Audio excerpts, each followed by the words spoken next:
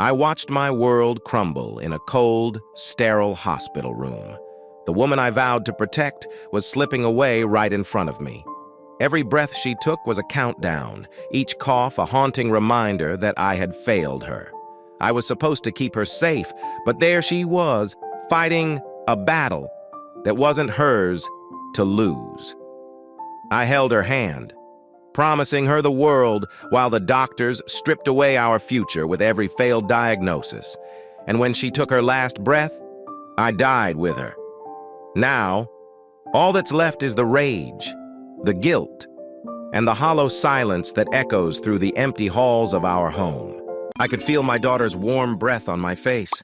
Even with my eyes closed, still waking up, I knew we were very close. I slowly opened one eye and saw her familiar face. She had light reddish-brown hair, big green eyes, and a small nose. I quickly closed my eye again, hoping she hadn't noticed me, but I was wrong. "Daddy, I know you're awake. I'm hungry," my daughter, Tina Marie, said as she lay beside me on my pillow. She had a funny habit of coming into my bed in the morning and watching me until I woke up. It had surprised me more than once. Do you know what it's like to wake up and see someone staring at you? The first time I nearly jumped out of bed. Now it was just something I kind of expected. I wasn't too fond of it, but what could I say? "Please stop doing that," as if she would listen. "I'm still asleep," I said in a soft, sleepy voice. "Wake me in an hour and then we can have breakfast." "Daddy, you've got to get up," she said, now kneeling on the bed and gently nudging me. "You promised to take me shopping today, remember?" She emphasized the word remember. I thought Grandma was doing that. "She only got me some basic things. She said it's about time you taught me how to pick clothes. Daddy, please get up." "Thanks, Mom," I whispered to myself as my daughter kept trying to wake me. With another gentle push, I slipped my arm under her and rolled her onto her back. "Looks like someone needs a tickle," I joked, lightly tickling her sides. "Oh no, not that," I said, pretending to grab her sides. Tina burst into laughter, trying to escape my playful moves. A long time ago, my dad and I used to watch wrestling on TV. There were two famous wrestlers. One used a move called the stomach claw, and the other had something called the Vulcan death grip. Both moves looked similar. The wrestler would grab his opponent and gently bring him down, pretending to cause trouble. The announcer would make it sound exciting. "Oh no, not the stomach claw!" the announcer would shout, while the camera zoomed in on the wrestler's focused face. His opponent would act like he was in great distress, slapping the mat to show he needed help. Then the wrestler would let him go, stand up proudly, and the referee would raise his hand in victory. It seemed so silly, but my dad and I really enjoyed it. We would wrestle around on the living room floor, and he would grab me and say, "Oh no, not the stomach claw." Then he would tickle me until I couldn't stop laughing. My mom would try to end the fun, but it never really worked. "You two are going to break something, and I'll be very upset," she would say, giving us a serious look.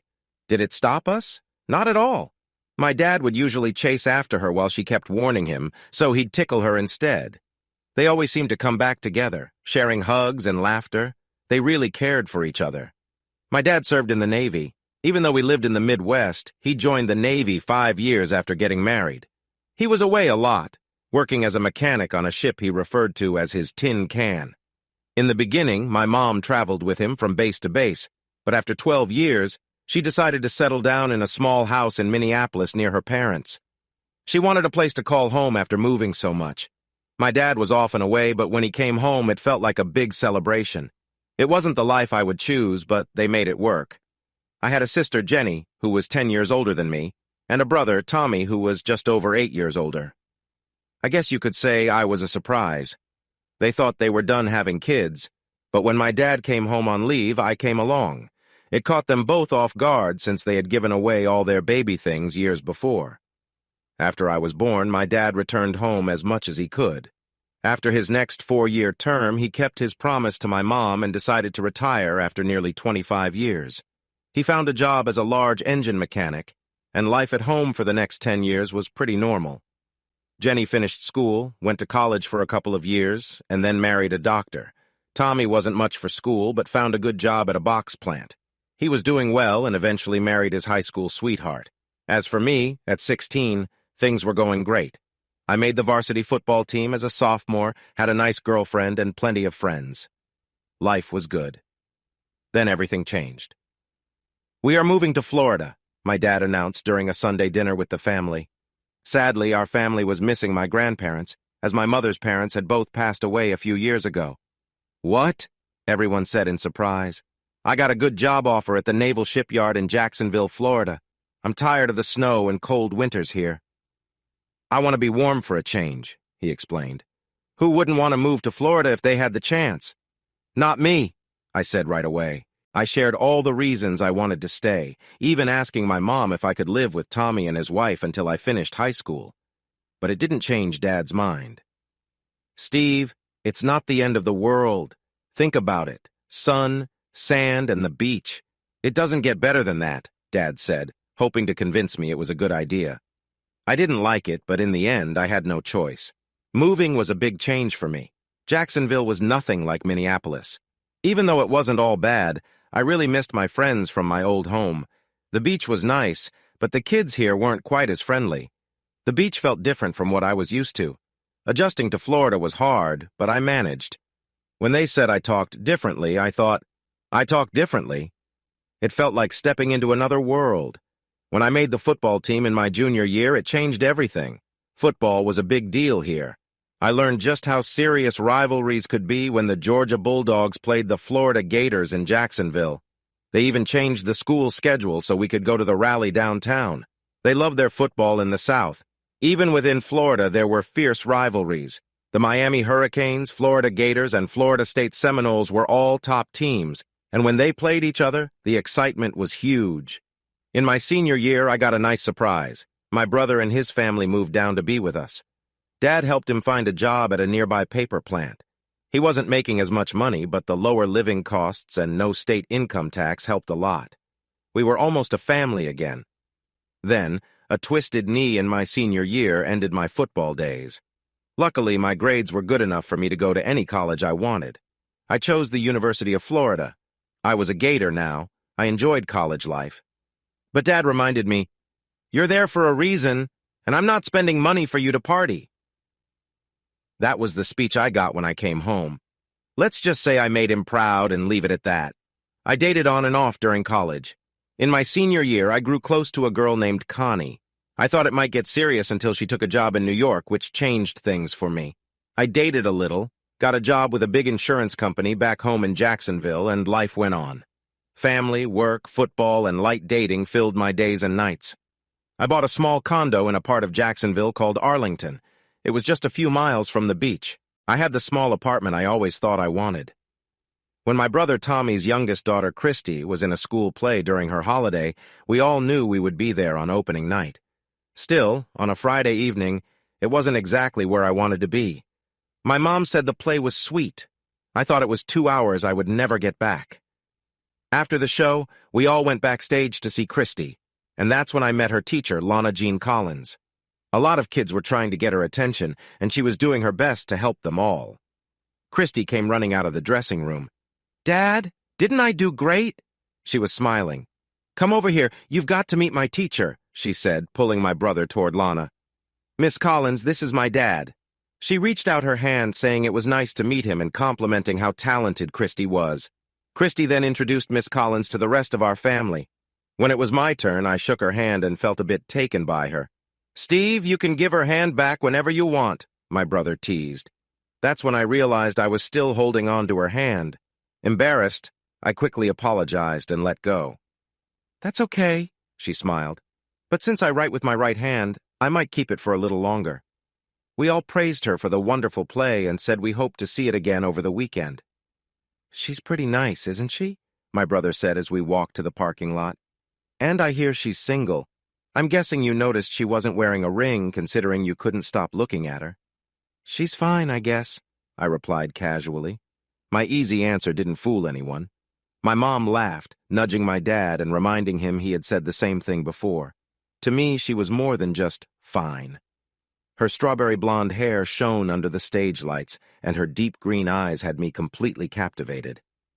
I didn't really get to learn more about her at that moment, but I planned to when I saw her again. I went to the play again on Saturday night and then for the Sunday matinee.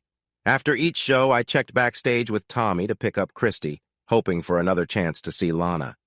"Steve, you must really enjoy the play," she said, her southern accent making her voice sound lovely.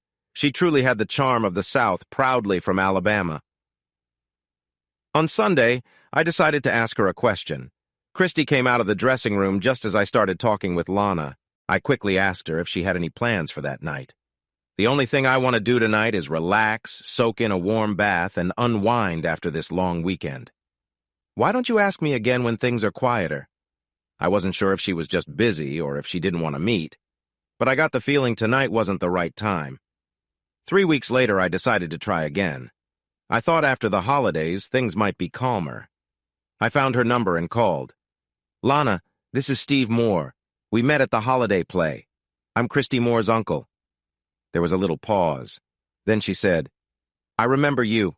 You came to all 3 shows, and if I remember right, you asked me out on Sunday.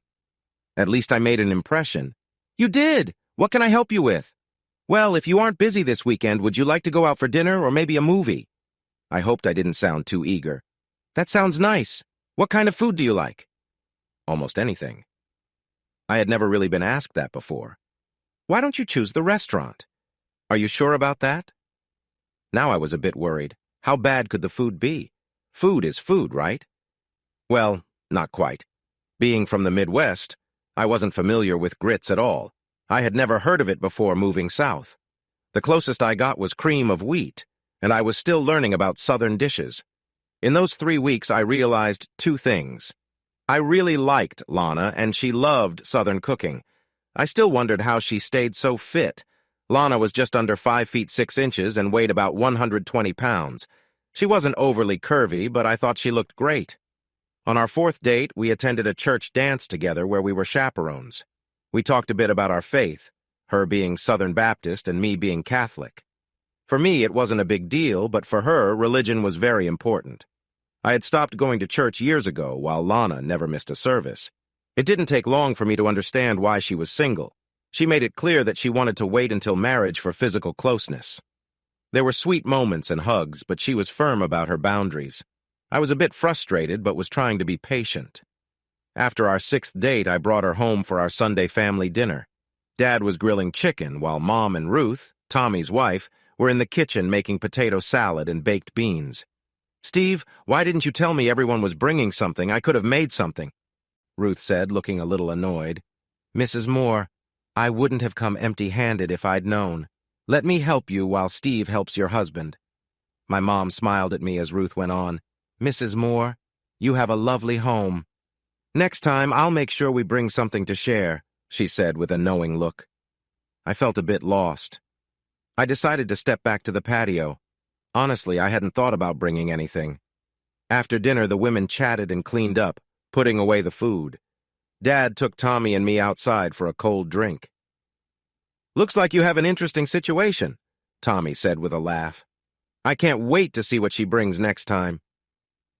"Hey, she's a good cook.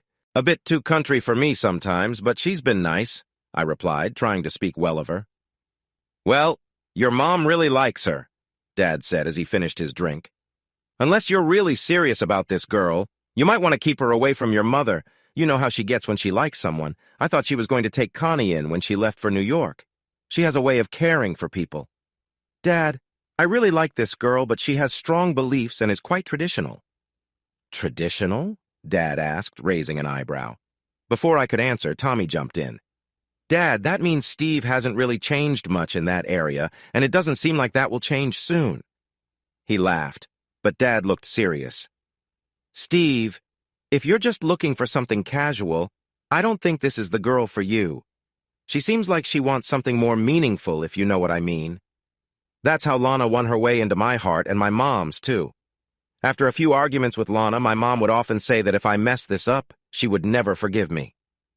"In that case, Mom, why don't you marry her instead of me?" "Don't get smart with me, young man. You're not too old for a good talking to." "Mom, you've never given me a talking to in your life," I said with a grin. "Well, it's not too late to start." I could hear the annoyance in her voice. Once, At a family dinner, both my mother and brother were giving me advice about Lana. Everyone needs to step back and let him make his own mistakes. That's the only way he'll ever learn, Dad said, looking at my mother and brother. Yeah, let me make my own mistakes, I replied, glaring at everyone a bit. Sure, let my little brother mess it up, and then when he falls apart, we have to help him out. I'm not going to mess it up. Well, that was the plan anyway. We dated for almost 8 months before she finally let me have the serious conversation I had been wanting for the last 2. Lana, I love you. I want to plan my future with you. Steve, we barely know each other. I know all I need to know. What's my favorite color, my favorite food, my mother's maiden name? She fired back quickly. Royal blue stuffed pork chops, and I don't know. But we have plenty of time to learn everything else together. It took me 2 months, along with some help from my mom, to convince her that I was serious and truly in love with her. I thought of all the fun ways to pop the question. Hiding the ring in lots of boxes, putting it in her drink, or setting it on her dessert at a nice restaurant. None of those felt right, so I just asked her directly, ring in hand, at our favorite Mexican place. When she said she needed time to think, I felt heartbroken. That night, I walked her to her parents' door, got a lovely good night, then turned and slowly walked to my car, trying to figure out what to do next. Before I even got far, I heard Lana call out, "I've thought it over, and yes, I'll marry you." It took just a few quick steps to reach her, and I hugged her tightly, feeling like the happiest person alive. Just because I've said yes, don't think about what you might be imagining, Mr. Stephen Moore. I want our future to be as lovely and respectful as we've always dreamed. I understood and looked forward to everything ahead. Planning a wedding isn't quick, especially with Lana, her mom, and my mom involved. There seemed to be a million details to figure out, including our honeymoon. Steve, just nod yes when they ask you something, and we'll get through this smoothly, my dad advised. If she asks if you have any doubts, say no, even if you do. And remember, from the moment you say I do, she'll always be right, so get used to that. I started to say something, but he interrupted me. After over 50 years of being married, I must have done something right, so just trust me. Your days of being right are over. He smiled, and I started to feel nervous. The wedding took place in a rose garden by a lake, not far from her parents' house. We exchanged our vows in a gazebo filled with flowers. Her uncle, who was a Baptist minister, married us and made us write our own vows. Say what's truly in your heart. Don't just say what you think she or we want to hear. It all turned out perfect. My dad shook my hand. My mom hugged me. My sister told me to take it easy that night, and my brother playfully punched me in the arm, saying I finally did something right. Mess this up, and you'll have me to deal with, he warned as Lana and I got into our car to leave. I decided to keep our honeymoon destination a secret from my new wife. The only thing I told her was to expect warm weather and to pack a lot of casual clothes. I had saved up enough money for what I wanted to do, spend an entire week alone with her. The resort was on the far west side of Cabo, a small island in the tropics. And when I say small, I mean it was only 3 miles long. It had 8 huts on each side, placed so we couldn't see any of the other huts from our deck. How did you find this place? She asked. I found it online. If you know what you're looking for, you can find anything. I typed in romantic, isolated Caribbean getaways, and this place came up along with 20 others. I picked this spot after narrowing down my choices, I explained, looking at the ocean while holding my new bride's hand. Well, Mr. Moore, you did a great job. She wrapped her arms around me and smiled. Now, if you don't mind, I'm a little tired. I think I'll head to bed. I was surprised as I watched her walk into our hut alone. She turned around with a smile. Well, husband, are you going to stand there all night? After all, this is our wedding night, or maybe the morning after, she added, glancing at her watch. I wish I could say it was a perfect moment, but it wasn't. Not knowing what to expect, I followed my sister's advice and took it slowly, maybe too slowly. After a cozy evening together, my bride hugged me and asked, "Was it what you thought it would be?" Sweetheart, sharing this special time with you was something I've never had before. That's good, right? She asked, sitting up. Not just good, but great. Steve, I know I'm not as experienced, but I'm excited to learn what you enjoy and to share everything I've dreamed about. I may be new to this, but I'm a quick learner, she smiled. Jumping off the bed, she returned with a bottle of champagne and 2 glasses. She poured some into each glass and handed me one. To us, may our love grow, she said, taking a sip and giggling as the bubbles tickled her nose. I'm so glad we don't have to go anywhere. Tonight I want to enjoy this bottle and spend the night together until we're both tired. And that's exactly what we did. For 7 days, we enjoyed one another's company, taking walks on the beach and appreciating our time together. My sister had sent a thoughtful gift that added to our fun. Life was everything I hoped for. She finished work at 3:30 each day and always greeted me with a warm hug and a cheerful question about my day. No matter how tough my day had been, being in Lana's arms made everything feel better. Almost 2 years after we got married, Lana surprised me one evening when I got home. She looked beautiful and held a bottle of sparkling juice. After pouring 2 glasses, she gave me a sweet kiss that felt magical. This will be my last glass for a while, she said, finishing hers quickly. So if you want to enjoy this moment, you better hurry because things might change soon. I looked at her, puzzled. Earth to Steve, she said with a grin. Think about it. What happens when a surprise comes along? Oh my God, you don't mean... I see you understand now. Our family is about to grow, she beamed, and I followed her into our cozy home, filled with excitement and joy. At least we wouldn't need to worry about planning for a little while. My mom was understandably upset, just as I had expected. My dad simply said that life was about to change a lot. Tina Marie weighed 7 pounds 3 ounces and had a full head of light brown hair. After a long wait, I was so relieved when she finally arrived. I was there the whole time and even had the chance to cut the umbilical cord. I was tired, and Lana looked worn out. Tina was the most beautiful baby girl in the world, and that's what I told everyone. Luckily, Tina started sleeping through the night after her first month. I thought maybe this wouldn't be too hard until my dad gave me some advice. Steve, a baby changes everything, so you need to adjust. Your days of doing whatever you want, whenever you want, are now officially over. With a little one, you'll have to plan for every outing. I told my dad that not much would change. He laughed. He was right. I wasn't being honest with myself. Life became more complicated. Even visiting my parents felt like a big trip. We had to pack food, diapers, and extra clothes, and that was just the start. We kept a bag ready with everything we might need for quick outings. Things got easier when Tina turned 5. Even when it was tough, I wouldn't trade it for anything. For a while, money was tight, but with raises over the years, life was good for the 3 of us. Our schedule revolved around the school calendar, and even though Lana had summers off, it wasn't as easy as it might seem. People who think teachers have it made should think about what their year is really like. Lana worked 1 week after the kids left for summer break and came back a week before school started in the fall, as her contract stated. But she spent many extra days getting ready for the new school year. Contrary to what many believe, teachers do not get a paid 3-month vacation in the summer. Their break is actually shorter than 2 months. Many professionals get more time off than teachers. Teachers earn a yearly salary based on the days they work, and they get paid monthly. This means their last paycheck comes a few weeks after school ends, and they don't receive another paycheck until a few weeks into the new school year. My wife, Lana, and I often felt the stress of those small paychecks. Then our lives changed unexpectedly. I remember it clearly. It was April, and we were getting close to our 8th anniversary.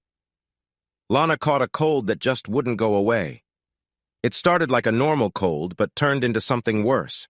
She went to see her doctor, someone she had trusted since she was a child after moving to Florida. He was a general doctor in a clinic with 2 other doctors.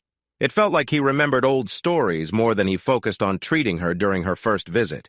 He gave her some medicine to help her cough and told her to rest for a week. After a couple of weeks without improvement, I started to worry. "Hun, you should see the doctor again," I told her. "Steve, it's just a summer cold. I've had them before. If it doesn't get better soon, I'll go back. It only bothers me at night when I'm trying to sleep." She finally started to improve after some weeks, but she still had a dry cough that wouldn't go away. After I convinced her, she went back to Dr. James, who prescribed some stronger cough medicine that helped. She felt a bit better, but still seemed tired. I later learned she had experienced some body aches, too. That summer, we had a great vacation. A good friend had a condo on the beach with a speedboat. He gave me a good deal to use it. We enjoyed the ocean during the day, and most afternoons I took Lana and our 5-year-old daughter out for rides. Lana often said I was going too fast, while our daughter cheered for more speed. We made breakfast and lunch in the condo, but made it a point to eat out for dinner. There were plenty of restaurants nearby that were reasonably priced and not busy at that time of year. One night, while enjoying the view from the balcony, Lana said, "We should buy a place on the beach. We could rent it out to others during tourist season and use it ourselves the rest of the time. Then when we retire, it could be our home since it will be paid off." It was a nice thought, and I told her to look into it. "Do you really mean that?" she asked. "Sure, why not? But you might find that it's a bit out of our current budget." "Well, it doesn't have to be fancy. We really need a 2-bedroom, 1-bathroom place with a kitchen and a living room. You can look at what's available and I'll take care of the numbers, but there's something else I want to talk about," I said. "What do you mean?" she asked, looking at me with a curious smile. "I have an idea, and I know you're the perfect person to help me with it." "Are you trying to distract me?" Lana teased. "I think I already have. I just want to see what you've learned." Lana always said she could pick things up quickly. I felt so grateful. I had an amazing partner, a daughter who filled my heart with happiness, and a life that many people would wish for. In 3 words, I was lucky. When Lana's bad cough came back, Dr. James wasn't around, so another doctor at the clinic took care of her. He gave her more cough medicine and some antibiotics he called a Z-Pack, saying this would clear up her illness. The treatment lasted nearly 3 months, and for a week she had to sleep sitting up. "That's enough," I told her one Monday morning when school was closed. "We're going to the doctor to fix this for good." While my daughter stayed with my mom, we headed back to the clinic. Mondays are often busy for doctors, especially when you don't have an appointment and there's no school. After 2 hours, we were shown to an examination room where we waited another half hour before the 3rd doctor arrived. "What seems to be the problem?" he asked. "She's had this cough on and off for the last 5.5 months. The medicine helped a bit, but it came back as soon as she stopped taking it."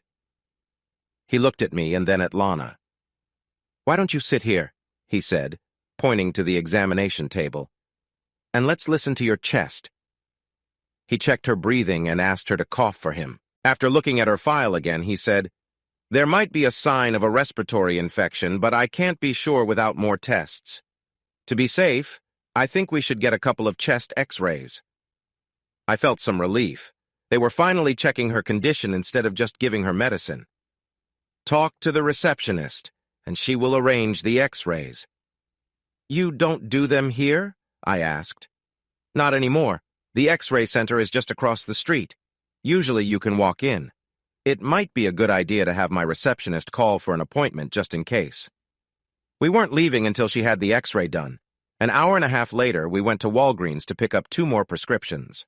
By the time we got home, it was 4:30. We had spent the whole day going from one clinic to another, hoping to figure out what was wrong. The next week brought more tests: x-rays, a mammogram, an ultrasound, and an MRI of her upper body. Still, we didn't know much more than we had 2 weeks before. When the doctor wanted to set up a meeting with a specialist to discuss her test results, I lost my patience. "We're not doing any more tests or seeing another doctor until you tell us what's going on. Do you understand?" I didn't want to be difficult. I was just tired of not knowing. "Mr. Moore, we want to be absolutely sure before we tell you anything," the doctor said calmly. "There are 2 different masses found in your wife's mammogram, which were confirmed with the ultrasound. An x-ray also showed another mass in her lower right lung. We wanted to wait for all the results before giving you any information. However, the only way to be completely sure is to do biopsies to confirm our findings. We need to discuss this with the radiologist who will perform them." Dr. Patro met with us at 10:15 on Wednesday morning. He reviewed all the tests and agreed that we should proceed with the procedures. They would conduct the biopsies on both her breasts and her lung that day, and right after the lung biopsy, she would have another x-ray of her right lung. "Mr. and Mrs. Moore, it's a simple procedure. We will take small samples from each mass in the breasts and lung and send them to the lab for analysis. The whole procedure will take about an hour and a half since we're doing everything at once," After the biopsy, she will need a lung x-ray to make sure we targeted the right place. We should have all the results back in 5 days. Can you do it today? I asked, almost in disbelief.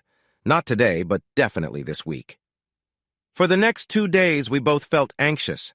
I tried to stay positive and be strong for my wife, but it was hard. Honey, it's probably nothing. One could just be a cyst, and the other might be something from your pneumonia. What if it's something serious? I could hear her worry. No one has said anything serious. But Steve, what if it is serious? Well, we'll deal with it when we get the results. It took most of the morning to finish the biopsies and the x-ray. I wanted to be in the room with her for support, but they said it would be too busy with medical staff. So I waited in the waiting area, hoping for good news. She came out after the biopsy with a bag of frozen peas. How did it go? Did it hurt? I felt a little pressure, that's all. They took several samples from each spot, and we should know in a few days. I was allowed to go with her to the x-ray room, but had to wait outside again. Neither of us wanted to face the situation, especially with the medical team around. Even though I felt hopeful, I couldn't stop thinking about what we would do if the tests showed something wrong. After 2 days, I was anxious, and so was Lana. She walked back and forth at home, and I couldn't imagine how she was coping at school. Why can't they just tell us the results over the phone? Why do we have to go to their office? This doesn't sound good, my wife said, her voice quivering. They said the doctor wants to discuss the results with us. That doesn't mean it's bad news, it's just how they do things. But deep down, I was worried and wished to be wrong. 5 minutes after the doctor joined us in his office, there was a lot of crying. He patiently waited for my wife to calm down. He had probably seen this many times before.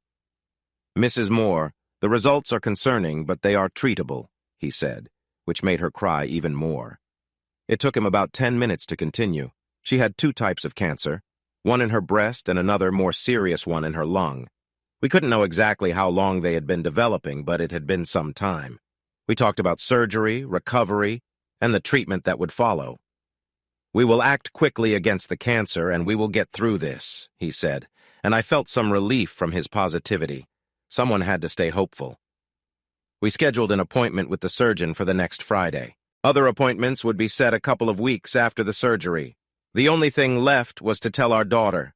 Tina understood as much as a 5-year-old could. We tried to soften the seriousness of Lana's condition, avoiding any harsh details, but we didn't pretend it was nothing. She had questions, mostly about what would happen next and how she could help. This was now something our family was facing together. That night, I held my wife close as she let her feelings out. I offered all the comfort I could. There was nothing I could say that would change this. I just needed to show her I would always support her. Her tears soaked my shirt while I fought back my own, trying to be strong. The woman in my arms was my whole life. I wanted to take her away from this reality, but I knew that was not possible. We had to face this head-on and overcome it together. There was no other option. So after 5 long days, in the quiet of our bedroom, we found comfort in each other, as we always had. "Will you still think I'm beautiful after everything?" she asked softly. I assured her that she meant the world to me. She smiled, but I could tell it was forced. Neither of us slept well in the following days. Every now and then I would wake up and see my wife lying there, awake and looking up at the ceiling. I would reach out, rub her arm, and say soothing words. There were no smiles at 3 o'clock in the morning. On Wednesday, we went for her checkup before the surgery. Looking at her, I could tell she was still in denial. I wished I could be too. The doctors explained what the surgery would involve and how long it would take. It was set for 7 o'clock on Friday morning. We left with a list of things to do and not to do for the next day. I knew she didn't sleep well on Thursday night. We stayed up talking until after midnight. She cried, and I tried my best to reassure her that everything would be okay. On Friday, I said goodbye as she walked down the hall with a nurse. I was taken to the waiting room and told the doctor would come and talk to me after the surgery, which was supposed to take about 3 hours. After 3.5 hours, I started to worry about how long it was taking. Just after 4 hours, Dr. Reynolds finally came in. He shook my hand and asked me to sit down. "There was more than we expected," he began. "The situation had spread, so we had to remove a lot more than planned.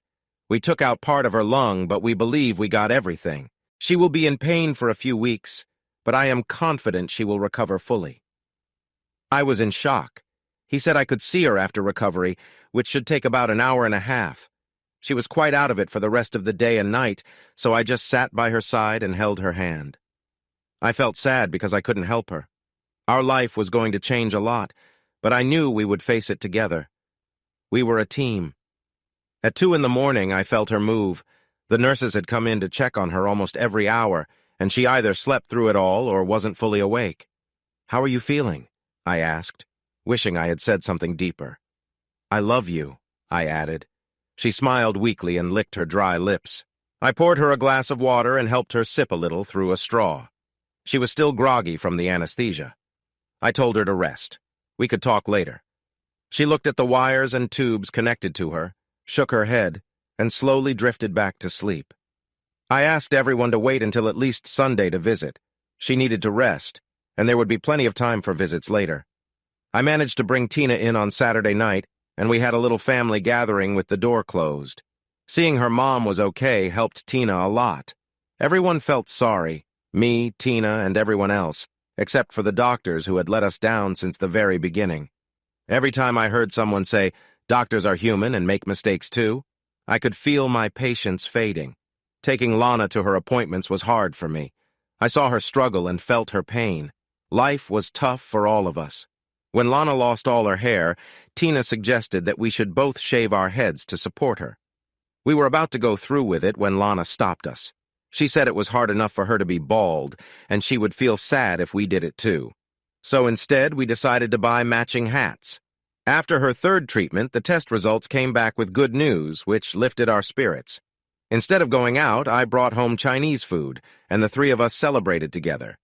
We felt like we had beaten a big hurdle and hoped life could get back to normal. While Lana had been working part-time, sometimes it was too much for her. But after getting the good news, she seemed to regain her strength. 4 months later, she was back to teaching full-time and even talked about the possibility of having surgery. I told her I would support her whenever she was ready. Her health was my main concern. People said she was an inspiration for breast cancer survivors. Despite facing different types of cancer, she proved everyone wrong. Her cancer was now in remission. When her test results came back clear 6 months later, she started to bring up the idea of getting a condo by the beach. We had dealt with a lot of medical bills, even with insurance, but the more she mentioned the condo, the more I wanted to make her dream come true. We didn't look for timeshares. We knew that being even a block away from the beach made a big difference in price. My brother found a property that was going into foreclosure. At first glance, I thought it needed a lot of work and was still too expensive. Then my dad called for a family meeting. "It's a fixer-upper and probably costs too much, but with some effort, it could be a great buy.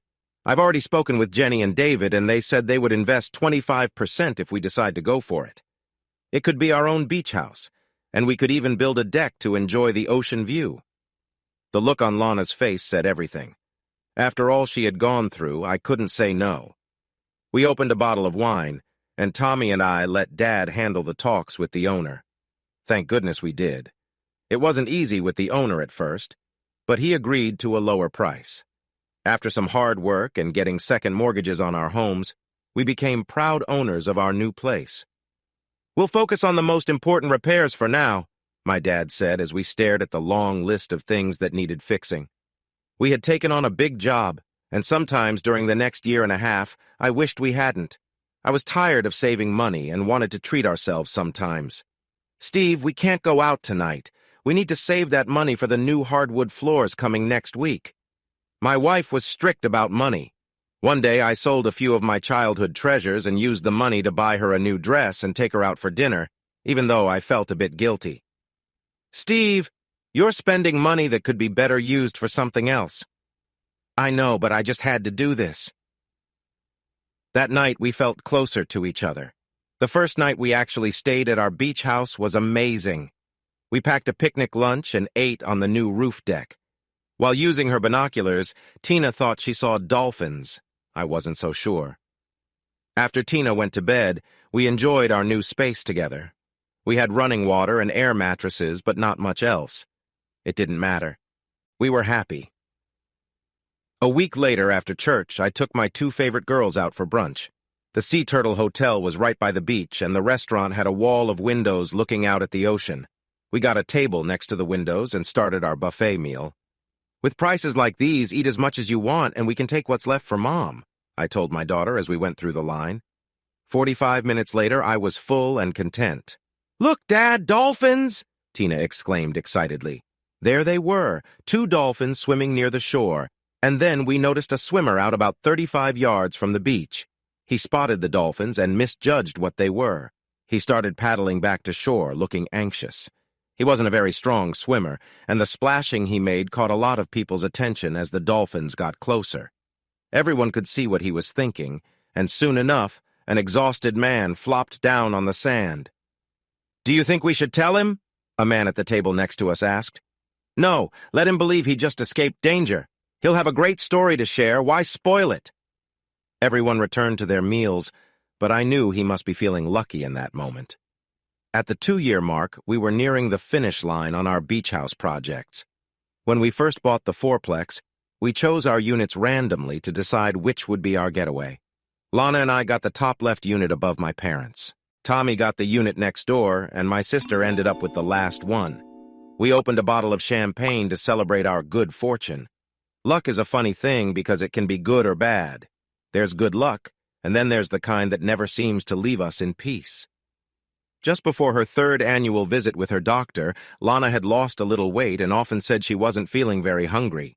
She sometimes felt tired, but we thought it was just because she wasn't eating well and was busy at our beach house or at her school. She had been healthy for 3 years, and while we never fully forgot about her past, it was starting to feel more distant. The week before her doctor appointment, she had a full-body scan, called a PET scan, just to make sure everything was fine. Her doctor was supposed to talk about the scan results during her appointment. She didn't call me at work like she usually did after her appointments. I thought of these yearly checkups as mere formalities, something her careful doctor required, like the PET scan. I was getting ready to head into a staff meeting when the receptionist told me there was a call for me on line 1. "Connie, take a message for me, please." "Steve, it's your mother-in-law. Okay, please pass her call to my desk. Let the team know I'll join them shortly." "Hi, Helen, how are you and Rob?" "Steve, you need to come home right now." "Helen, I'm just about to go into a meeting. Tell Lana I'll be home around 4:30. "Steve, you have to leave now." She sounded more serious than usual, which was unusual for her. "Helen," I managed to say when she shared the shocking news. "Steve, can you please listen for a moment? Lana's health has changed." I couldn't believe what I was hearing. After a quick chat with my boss, I rushed out the door. Thankfully, my car seemed to know the way home, while my mind raced with the heavy news I had just received. Just 3 seconds after stepping inside, I found my wife in tears, and I held her tight, trying to understand her words through her sobs. One phrase made me start to cry too. We held each other for a long time before moving to the couch. Lana was still having trouble expressing herself, so I tried to be strong and comfort her. "It can't be true. You've been well all this time. It's got to be a mistake, that's all." "But what if it's not?" she said, wiping her tears. "Then we'll face it together, just like always." I could see the sadness in her eyes, and it broke my heart. "Steve, I'm not sure I can handle this again." "Lana, I don't want to hear that. Do you really think I would let anything happen to you? I promise we are going to enjoy our beach house this year and for many years ahead. You have my word." She smiled at me, but it was the last smile I would see for a long time. Everyone had their own ideas about why the illness might have returned. In the end, the reasons didn't matter. I just needed to know what we could do. A biopsy revealed our worst worries. Lana had lymphoma, and she needed surgery again. All her friends from elementary school sent cards and stuffed animals to cheer her on. Unfortunately, this time, she didn't make it back. I laid my wife to rest in a small, quiet cemetery near her favorite beach. Before she passed, she fought bravely, and we all did too. We sold our condo in town and moved to the beach house full-time. Looking out at the water brought her some comfort when nothing else could. My mom told me I was strong for my wife and daughter, but inside, I felt just as broken.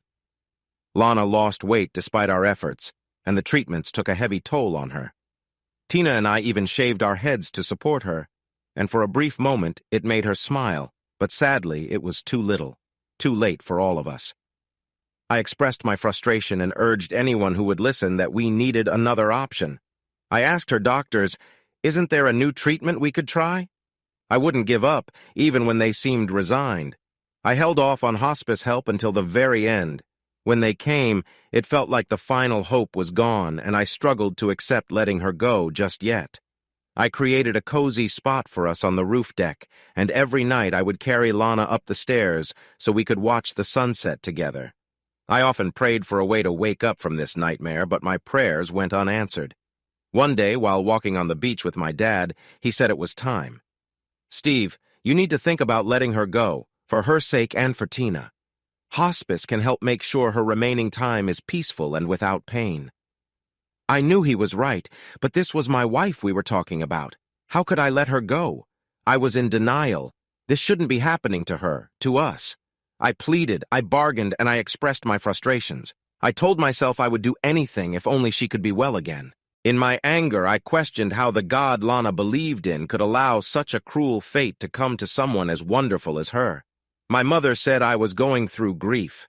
I told her I didn't care what it was called. I just wanted my wife to be whole again. Despite everything, Lana held on to her faith, saying it gave her some comfort and peace. I was thankful for her strength even while I felt lost. Her last days were both calm and heartbreaking. I was relieved that she was at peace without pain, while I was suffering deeply. During those last 2 days, I didn't sleep. I wanted to soak up every moment with her. "Steve, I'm scared," Lana said during one of her few clear moments, looking up at me from her bed. "I'm leaving the 2 most important things in my life." Her voice was soft and shaky. "I know you will be strong, especially for our daughter. You need to be both parents now." I held her fragile hands. "And you have to promise me that every night before she falls asleep, you will kiss her for me. Tell her she was the most special part of my life and that I will always be watching over her." A single tear rolled down her cheek, even though she was too weak to cry. I loved her more than words could say.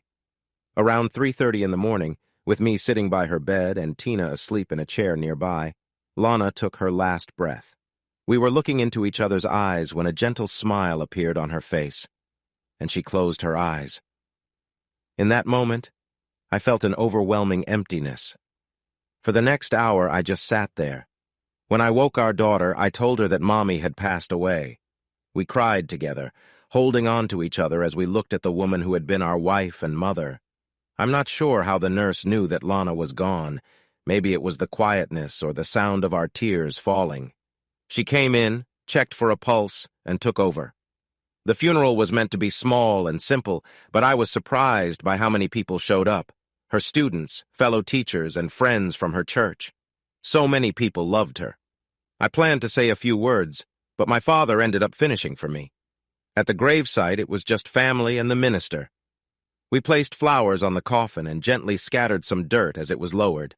Half an hour later, we gathered at my parents' home for food. Everyone offered their sympathy, but I felt overwhelmed when people said at least I had my daughter. My dad took me outside to the back deck and handed me a drink and a chair. "I thought you might need some fresh air." He was right.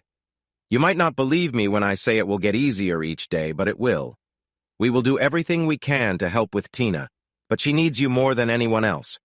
Tell her you love her and that you will always be here for her. And when you wake up and feel like you can't go on, remember you're doing this for Lana, too. My dad, who I always saw as strong, opened his heart to help me through the next few months. Now I found comfort in smells. For the first month, I didn't touch her side of the bed. Each night I would sleep on what used to be her side. With her pillow over my face, I would breathe in her scent and pretend she was still with me. Sometimes I even dreamed about her. We had shared a big walk-in closet, so even my clothes held traces of her essence. I felt sad when my mom came in one day and washed all my bed linens. I lost another part of her. In some ways, it became easier. I no longer felt the need to stay in bed and miss my wife. Tina went back to school, and when she made the honor roll, she said she did it for her mom. My family helped me with what I couldn't manage, but after 9 months, they stopped giving me any more space. My brother told me to move on with my life, but I wasn't ready. I just felt sorry for myself, which made me and everyone around me unhappy. One thing I did was hire the law firm of Collins and Hathaway to look into those who had cared for my wife. I wasn't interested in money. I just wanted them to remember her name before they dismissed patients without care. I had promised Lana I wouldn't take action against her doctors, but now I wanted to stand up for her. When my boss asked if I was growing a beard, I said not really. He told me that unless I came to work looking responsible, I shouldn't bother coming in. I didn't hire someone to waste time because if I had, I would pay them a lot less than you're making. That was my first wake-up call. The next one wasn't so nice. One day, as I sat around feeling sorry for myself, my dad came to talk to me and gave me a firm message. It's going to be messy if you keep this up. I'd rather clean the backyard than deal with a messy kitchen or living room. I just stared at him, confused. I'm not going to hurt myself. I handed him back his item. Now that we've sorted that out, we need to find a way to lift your spirits so you can join the world again. My dad was right. I needed something to help me feel alive again. I let out a big shout during my first and last tandem parachute jump. The only reason I felt okay was that I didn't have anything in my stomach. Thank goodness. The Mustang Cobra was fast, but it had a rough ride like a race car. Who would want to drive that every day? The 3 Corvettes I tried were even faster, had better gas mileage, but didn't give me the thrill I wanted. I was taking it one step at a time, all while caring for my daughter. Both sets of grandparents were incredibly supportive, but they could be a bit too much for Tina. The more they helped her, the more she wanted to be with me. After losing Lana, I became a parent out of necessity. Now, as I started to reconnect with life, I wanted to be both the mother and father she needed. Shopping for clothes with an almost 9-year-old girl was a new adventure for me. Don't get me wrong, I had shopped with my wife and daughter before, and I was there physically but mentally. That was another story. Usually, they did the shopping while I stood by, pretending to be interested. To me, everything looked nice on them. Now Tina wanted my opinion and needed more than just, "It looks nice." I began to see why many men don't enjoy shopping with their partners. After a full day at the mall, we ended up with only 2 outfits, neither of which I was excited about. But life for us was starting to improve. I guess my dad wasn't completely wrong. 6 months later, 2 big things happened. I came to an agreement with the doctor's insurance company. I wasn't rich, but Tina's education and our immediate future would be okay. I used some money to pay off the mortgage on our beach house and its renovations, while the rest stayed in the bank. The only condition was that I couldn't take any further action against them, and I had to agree that they admitted no fault in her passing. I signed. It was clear that nothing would bring Lana back. That night, I took Tina out to dinner, and on our way home, we each placed a flower on her grave. Alone in my bed, I cried, feeling as though I had regressed in my healing. A week later, I took Tina to a car and motorcycle show downtown. The event was inside, but there were many vendors outside selling all sorts of things. We walked through the aisles, admiring different cars and bikes. Then I saw it. It was a chopper, bright orange with green and red accents. The long front end seemed to stretch out forever. The shiny wheels sparkled so much that I had to squint. It only had 1 seat and looked like it had a back fender. Best of all, it had a "for sale" sign. I looked at it for a long time while Tina stood beside me. I asked a few simple questions and then asked if I could sit on it. "You ride much?" the owner asked. "Nope, not at all." "How does it handle?" "It might take some getting used to because of the long front end, and you'll need to be careful when turning, but other than that, it should feel familiar," he replied. It might have sounded better if I had any riding experience, which I didn't. This was the first motorcycle I had ever sat on. "How much are you asking?" "I've put in $32,000, but I need the money," he laughed. "I don't really have to sell it, but my wife thinks we should think about a house, so all my toys are going." "If you want, we can arrange a test ride after the show today," he said. "I'd like that, but I have a small issue. I've never ridden one before." "You mean a chopper?" "No, I mean a motorcycle."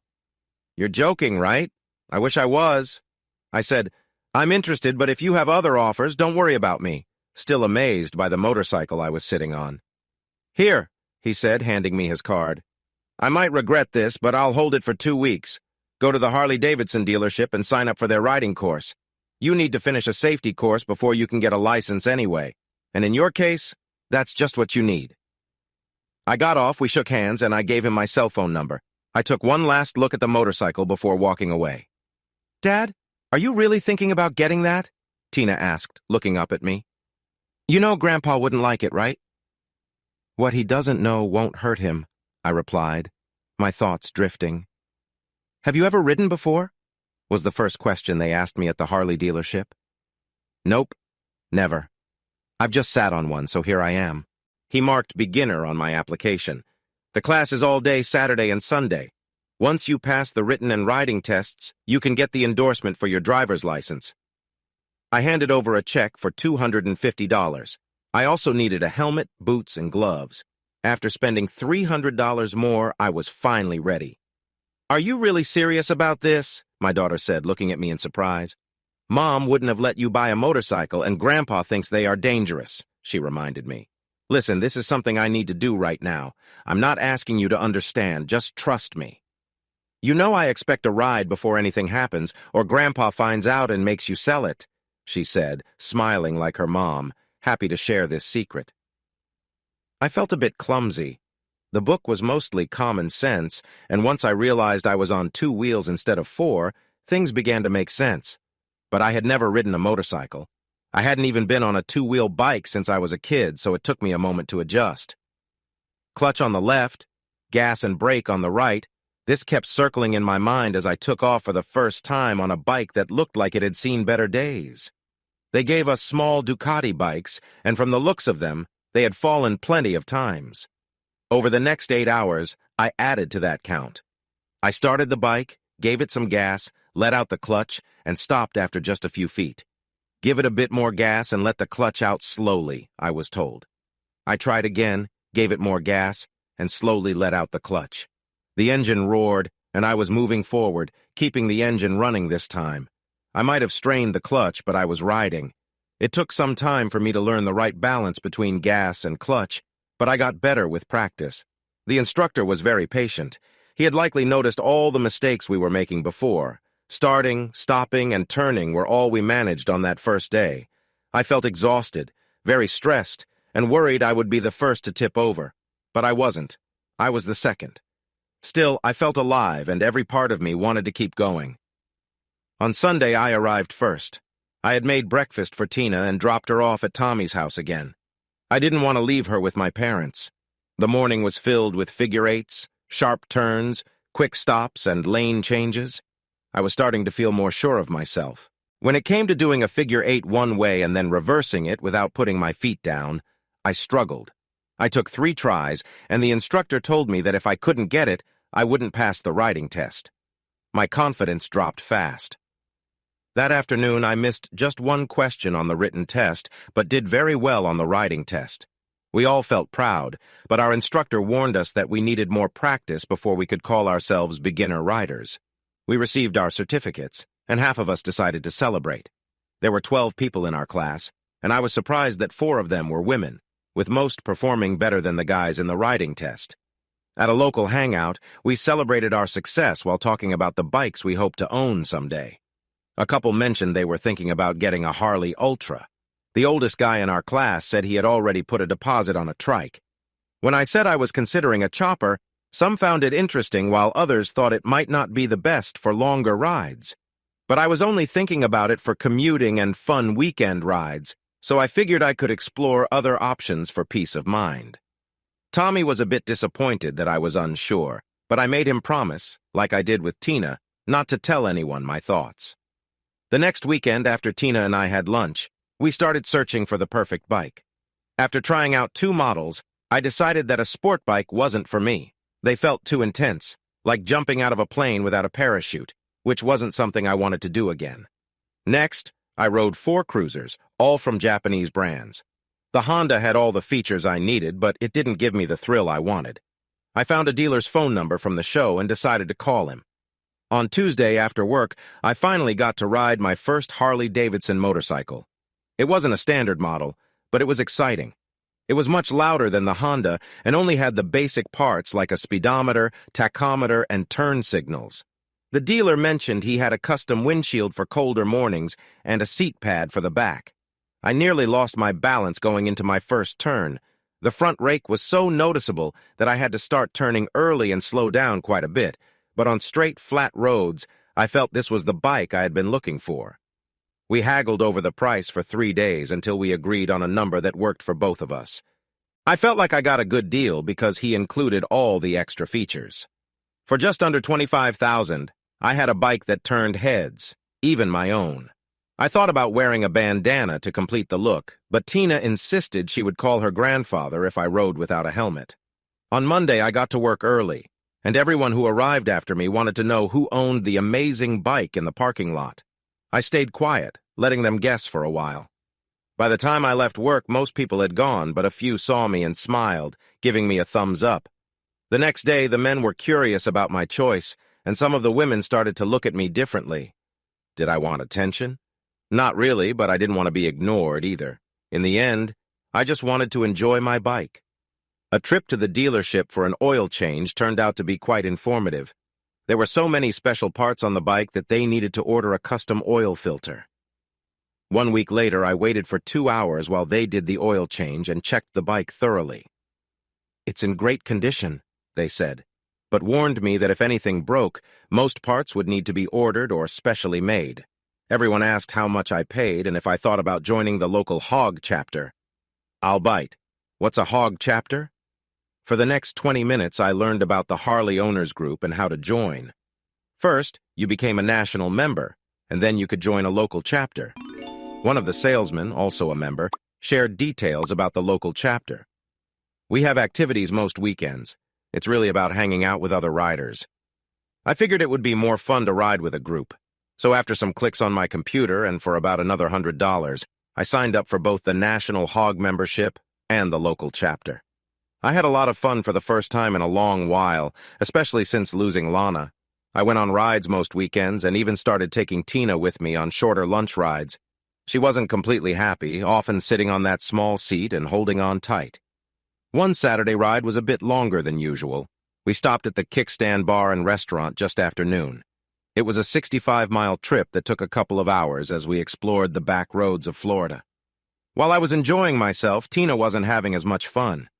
When we all sat down at 2 large tables to order drinks and lunch, Tina shared her frustration. "No more," she said a bit louder, trying to make herself heard over the noise. "This seat is uncomfortable, and my back hurts." She stretched her arms above her head. "I just can't take it." "It's not that bad," I said to comfort her. "For you, maybe. You have a nice seat. Mine is as small as a napkin and feels like it's made of cardboard. Dad, this is my last ride with you unless you find me something better to sit on. If I could, I'd pay for a ride home just to be comfy." I was about to tell her she was being dramatic when someone spoke from behind me. "If you want, you can ride with me. I've got a comfy back seat that's empty." I turned to see Naiden offering a ride to my daughter. I was going to say it was fine, that Tina would prefer to stay with me, but Tina jumped in. "You've got a new passenger." I knew Naiden from our weekend rides together. We talked sometimes. She was nice, or at least she seemed pleasant behind those big sunglasses she always wore. We talked about the rides we had done and what was planned for the future, but it felt like she only answered a few questions before she found a way to leave the conversation. "You don't have to do that," I said, turning back to her. "It's fine. I haven't had anyone riding with me in a while. It'll be more fun than sitting on that bike of yours." "I love my bike." "Steve, it's a one-person bike. Honestly, I would think about getting something bigger and more comfortable for both of you." Tina and Naiden were right. It wasn't the most comfortable bike. It vibrated a lot, had a rigid frame, and even the seat wasn't very padded. It was an older model, which explained why it only had 2,200 miles on it when I got it. "It's built for looks, not long rides. Unless you enjoy going to the chiropractor," she added with a laugh. "Dad, can I ride back with her? How could I say no to that face?" "Only if Naiden lets me treat her to lunch." "Well, if you insist, but you really don't have to." "I want to for a fellow hog member. It feels right." I watched as Naiden walked around the table, grabbed a chair, and sat down next to Tina. I hadn't noticed before, but she was almost as tall as me, probably because of the tall boots she wore. She set her sunglasses on top of her black Harley hat and got comfortable in her chair. "Just an old injury," she told my daughter with a smile. It was clear she didn't want to share more as she quickly focused on the menu. From what I had heard, Naiden had been married, but about 6 years ago, she and her husband were in a bad accident while riding his bike. A car ran a red light and crashed into them. Her husband, Greg, didn't survive, and she was left with serious injuries. She worked hard for many months to learn how to walk again. The doctors helped save her leg, but it would never look or feel the same. It needed a lot of surgery. Tina, I have a 2-year-old bike with a comfy seat, speakers, and 2 cup holders. You can even plug in your iPod to play music through my speakers, I offered. Tina was clearly thrilled. Lunch was nice, but the best part was talking among the 3 of us. She answered all of Tina's questions and didn't hold back like she sometimes did with mine. When the road leader said it was time to head out again, we all got ready for our bikes, some of us faster than others. I had seen her bike many times. It was a bright red color with shiny gold and black spots. Her helmet and those big red sunglasses matched perfectly. I thought it looked a bit flashy, but when I glanced at my own bike in the sunlight, I decided to keep my thoughts to myself. When Tina got on, her face lit up as she settled into the large seat. With a big smile, she said it was even more comfy than our couch at home. She probably had a point. I rode about a bike's length behind them. They never stopped chatting. Naiden had a little system that let them talk, and I noticed them glancing back at me every now and then. I had no idea what they were saying, but it was clear they were having fun. An hour and a half later, we pulled into the dealership lot. Tina got off Nadine's bike, gave her a hug, and shared how much she enjoyed the ride. "Maybe next week, if your dad lets you, you can ride with me again," Naiden said. "Dad, please?" Tina pleaded, looking at me with big, hopeful eyes. "We'll see," I replied. Then I turned to Naiden. "Thanks for letting Tina ride with you. I know she felt really comfortable on the back of your bike. If you ever want to see what it's like to ride a real bike, I can give you a ride sometime." "No way! Me riding behind someone else? I could just imagine how that would go." "Thanks again, and maybe we'll meet up next week?" I asked, more like a hope than a certainty. I told Tina to hop on, and within 2 minutes we were heading back home. When we got back, we grilled on the deck. After a few drinks, I was ready for bed, but Tina had other plans. "Dad, let's go for a walk on the beach," she suggested, slipping on her shoes. We were out for about 10 minutes when she suddenly opened up. "Dad, do you still miss Mom?" "Every day, Pumpkin. When you think about her, does it still make you sad?" I was curious about why she was asking so much tonight. "Dad, sometimes when I close my eyes, I see Mom as she was before she got sick. I still love her and miss her, but I don't cry as much as I used to." "Sweetheart, just because you don't cry every day doesn't mean you love or miss her any less. It's just that things will get easier with time. The sadness will still be there, but it will lessen, and soon you'll only remember the happy moments. The sad ones, they will fade away too." I hoped that would clear things up for her. "Do you think you'll ever find someone else and get married again?" I stopped walking and knelt in the sand to meet Tina's gaze. I hugged her gently. "Sweetheart, your mom is one of a kind. I might meet someone new, but what your mom and I shared was special, and those memories will always be with me. Why do you ask?" "Grandma said you're missing her a lot. She said I should be moving on. What does missing her mean?" "It just means I still think about your mother a lot. That's normal, and when I feel ready to move forward, you will be the first to know." I smiled at her, though it was getting dark, so she might not have seen it. We shared a warm hug, and as I stood up, we held hands and walked back home together. It was a busy but straightforward week. On Wednesday, we went to my parents' house for dinner, where Tina made sure to tell my mom that she had ridden on someone else's bike the weekend before. "You're going to get your daughter into trouble, you know that?" my dad said, sounding a bit annoyed. "Dad, I understand, but it's no different than Tina riding her bike in the street." He mumbled something and left the dinner table. "He'll come around. You know how stubborn your dad can be. He just wants to protect you both," my mom said, touching my hand. "And it would upset him if anything happened to either of you." I knew she was right, but I felt sure that everything would be fine. I thought about whether to go on the ride Saturday since I had chores at home, but being out on the road with friends was something special. Tina asked if she could join, which brought up its own problems. "If Naiden doesn't come, you'll be riding on the back of my bike. Can you handle that?" Naiden said she's coming and I can ride with her, she insisted. All right, but what if she doesn't show up? She'll be there. She gave me her determined look, so I decided to drop it. Naiden, Naiden, Tina called out as she ran to her while she was putting her helmet in her bike's trunk. Can I ride with you again today?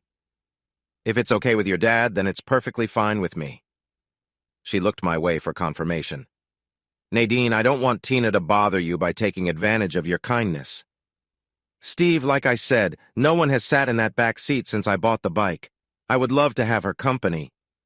It will be nice to have someone to chat with while I ride. Sure, if it's not a problem, I'd love to join you for today's ride. She was dressed in all black, from her jeans to her t-shirt featuring a design from Daytona 2008. This time, she also wore black sunglasses with a big CC on the sides and her favorite black Harley hat. She always looked ready for the open road. It was a poker run organized by another hog chapter. We had 5 stops, getting 1 card at each, followed by a barbecue at the last stop. I didn't have much luck with the cards, not even a pair. When I found Tina and Naiden at the last stop, they were both grinning widely. Do you want to grab a bite to eat? I asked. They exchanged looks and burst out laughing. Did I miss something? We got a straight flush, Queen High, Tina said, looking at Naiden. And the prize is about $250. They started celebrating, with Tina especially excited. They talked about their win over lunch, discussing a new outfit along with shoes and accessories. I didn't win any of the 50 or so door prizes. Steve, could I take Tina shopping on Sunday for a bit in the afternoon? With Tina's eyes sparkling, I couldn't say no.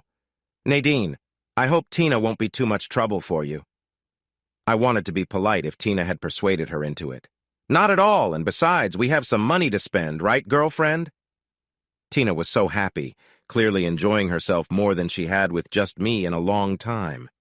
I gave her our address, grabbed Tina, and we rode off on my bike. Her husband passed away in an accident while they were riding, which is why she walks the way she does. I asked her how she got back on a motorcycle after everything. She said riding helps her feel closer to Greg. Dad, that sounds strange. Honey, do you still have all those stuffed animals Mom gave you? Of course, she answered quickly. When you look at them and hold them, do you think of Mom? She hesitated this time.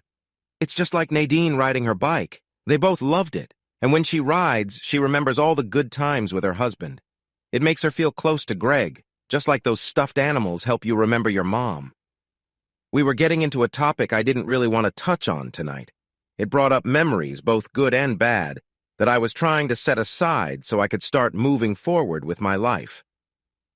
After putting Tina to bed, I spent the rest of the evening on the rooftop deck, looking out at the ocean and remembering why we bought this house. On Sunday morning, Tina woke up by 8, took a shower, got dressed by 8:30, and finished her breakfast by 9. Naiden said she'd be here around 10. Relax, it's just a trip to the mall, she told me, giving me a look that said she didn't believe me. When a man goes shopping, he usually knows what he wants. If he needs a shirt, he picks one he likes and buys it. Most guys don't even try it on. And washing it before wearing? Not likely. As long as it still has tags on it, it'll be worn the next day. Women, from what I've seen, shop differently. They seem to wander around the mall for one item and come home with 5 things they didn't even plan to buy. For them, shopping feels like a fun adventure. You never know what you will find, but when they do, it's something they feel they have to get. I'll never understand women's shopping habits. I used to tell Lana to put her credit cards down and step back. Did she listen? Not at all. All I heard was, shop till you drop, as she and my mom left the house. Naiden pulled up in a nice Mustang. That must cost a lot, I thought, walking outside to check out her car. Very nice, I said. It was a bank repo. I got it for a great price. I'm glad it's automatic. There's no way I could drive a manual, she replied. Tina was already behind us, excited and ready to go. We won't be too long unless we find something we really love. Then you might need to come looking for us. I gave Naiden some cash, just in case you guys need it. We shared a smile. Moments later, they were off, and I got back to working on the new bathroom floor. I don't like laying tile in small spaces because of all the tricky cuts. I was about halfway done when I heard laughter. 2 women, one an adult and the other a girl, returned from the mall. I wiped my hands and went outside to see what they had bought. "Dad, it was so great. Everything was on sale," Tina said, showing me her 4 bags of clothes. "I can't believe how many things I got." I looked at Naiden, who just shrugged. I grabbed a bag, but before I could peek inside, Tina pulled it back. "Dad, that's my special bag." "Sorry, but remember when we went shopping last time? We got you some new clothes then." "Not like this," Naiden said with a smile. At that moment, I decided I didn't want to know more. They happily shared what they bought and even what they didn't buy. I glanced at my watch. "It's getting close to dinner," I said, turning to Naiden. "You're welcome to stay and eat with us. We're grilling something delicious. That's all I can say." "We'd love for you to join us, wouldn't we, Tina?" Tina couldn't hide her excitement. "Please stay, Naiden," she urged. Naiden looked unsure. "I should probably leave you two alone." I couldn't convince her to stay, so Tina stepped up. "No, you really have to stay, please," she kept saying. Who could say no to that? Naiden smiled and said she would be happy to join us. I got chicken and baked potatoes ready on the grill while the women made a fresh salad. Naiden looked around our home, clearly interested. "It's a lovely place you have. How long have you lived here?" "Just over 4 years. We sold our condo downtown and bought this place with my family. They rent out their apartments most of the year, but Tina and I live here all the time." "It must be amazing living so close to the ocean." "It truly is, and if your leg isn't bothering you too much, I'd love to show you the rooftop deck with its stunning view." I could tell she would find a way to get up there. Looking west, the sun was setting over the water. The colors were so beautiful that they looked like they belonged in a travel magazine. "Oh, wow! It's gorgeous up here," she said, taking off her sunglasses and shaking her hair back. "If I lived here, I think I'd want to stay up here all the time." It had been a while since I'd enjoyed the sunset from the roof. I used to take Lana up there many nights to see the view and listen to the waves. I felt a bit sad thinking about those times. We spent the next hour on the roof, talking and enjoying the moment. "Look at the time," Naiden said, glancing at her watch. "I need to head home, put my things away, and get ready for work tomorrow. Thank you both for a lovely day." "Naiden, thank you for taking Tina shopping. I'm not much of a shopper, and I'm sure you made it more fun than I would have." We safely made our way back downstairs. After hugs and goodbyes, Naiden drove off with a roar from her Mustang. "I had so much fun today." Tina was glowing with happiness. "I hope you didn't spend all her money." "Nope, we shared the $250, but somehow it felt like we got a lot more than that." She shook her head. "I must have added it up wrong." I smiled at her. After that, I took a shower, set out my clothes for tomorrow, and went to say goodnight to Tina. "Dad, for some reason, Naiden thought you were divorced." I told her about Mom, and she said she was sorry for my loss and that she understands how it feels to lose someone you love. "Honey, did sharing that make you feel uncomfortable with someone you don't know well?" "Dad, Naiden isn't a stranger, she's my friend." What could I say to that? Over the next 6 months, we spent a lot of time with Naiden and our hog friends.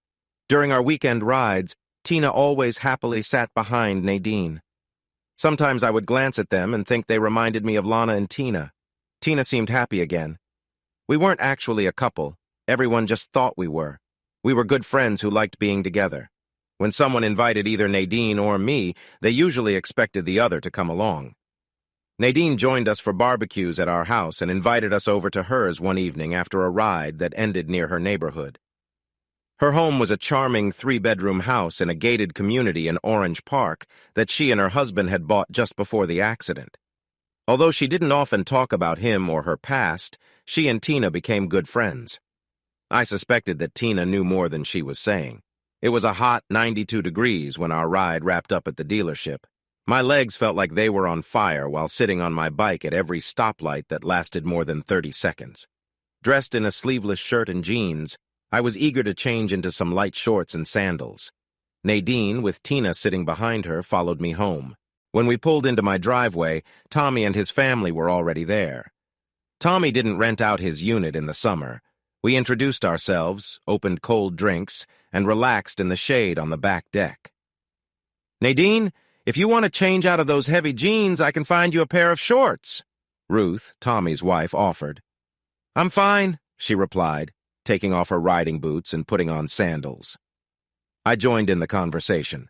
"Come on, Naiden, put on some shorts and we'll walk down to the beach to cool off." Just then, I felt a pinch on my arm while Naiden said no. Tina met my eyes and silently said no. "Tina, why don't you help me get something for the grill? We'll be back in a minute." "Don't forget some more drinks when you return," Tommy called out. We went inside and up to our place. "Dad, she's a bit shy about the scars on her right leg and doesn't want anyone to see them. That's why you never see her in shorts." "They can't be that bad," I said. "They're pretty big and noticeable, Dad. I've seen them." "When did you see them?" I started to ask. "Remember when we went shopping for clothes? I caught a quick look at them in the mirror. She said they don't hurt, but it's hard for her to bend her leg." I think she feels more frustrated than anything else. And being a woman, well, you can imagine how that goes. "That's wild. She's really pretty. So what if she has a few scars? Everyone has flaws." "You can tell her that because I'm not going to." Naiden was about 5'8", and I guessed she weighed around 130, though it was tough to tell since she never wore tight clothes. Her black t-shirts were loose, and her jeans were the baggy kind, not the new tight styles. Most of the time she wore a black Harley hat that hid her long, shiny black hair, which she always kept in a ponytail tied back with a leather braid. She seemed to be about 28, although I never asked her. I thought she was quite attractive. She wasn't a model, but definitely pleasant to look at. I found myself glancing at her more often, almost studying her. The reason I hadn't thought of her in a romantic way before was that everything about her made me cautious. Some guys in the group had tried to get to know her, but it didn't end well for them. I returned with 3 more drinks and a menu that everyone agreed on, especially since I was providing the food and making it. Dinner was nice and easygoing. I opened a bottle of wine, but Naiden politely turned it down, saying she preferred to stay focused. When it began to get dark, she asked if we could go up to the roof to watch the sunset. I agreed, thinking it was a great idea, and invited everyone else, but they all said they had seen plenty of sunsets already. As usual, Naiden struggled a bit with the stairs. I almost joked about needing an elevator for her, but decided against it. On the roof deck, we settled into 2 loungers waiting for the colors to change. "I could sit here forever," she said, glancing at me. "It's so peaceful listening to the ocean and watching such a beautiful scene. It reminds me how small we really are." She was right. The sunset was lovely as always. She seemed relaxed, but when she noticed me watching her, she changed a bit. I leaned over and gave her a warm hug, and to my surprise, she hugged me back for the first time. I hesitated to lean in closer, unsure of how she would feel about that. When we pulled away, she looked at me as if wondering what I was thinking. I felt uncertain too. There was no plan for the next weekend. She told me to call her if I wanted to hang out. After that, she headed off. "Are you dating her, or is it just friends?" Tommy asked once we were alone. "Honestly, I'm not really sure.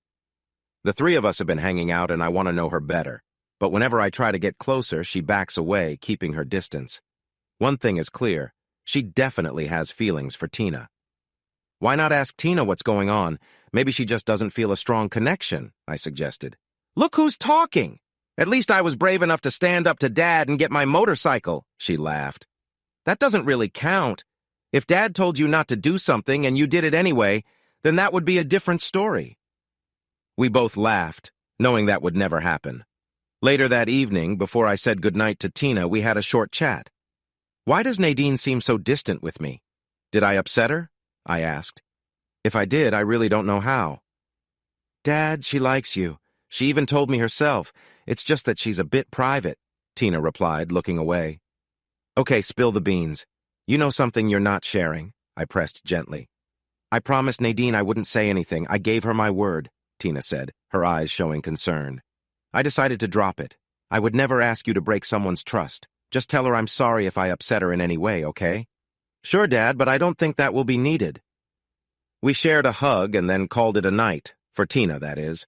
With a glass of wine in my hand, I found myself on the rooftop deck that night. Thoughts of my wife filled my mind, and I was hoping for some answers. I didn't cry, but my eyes got a bit misty.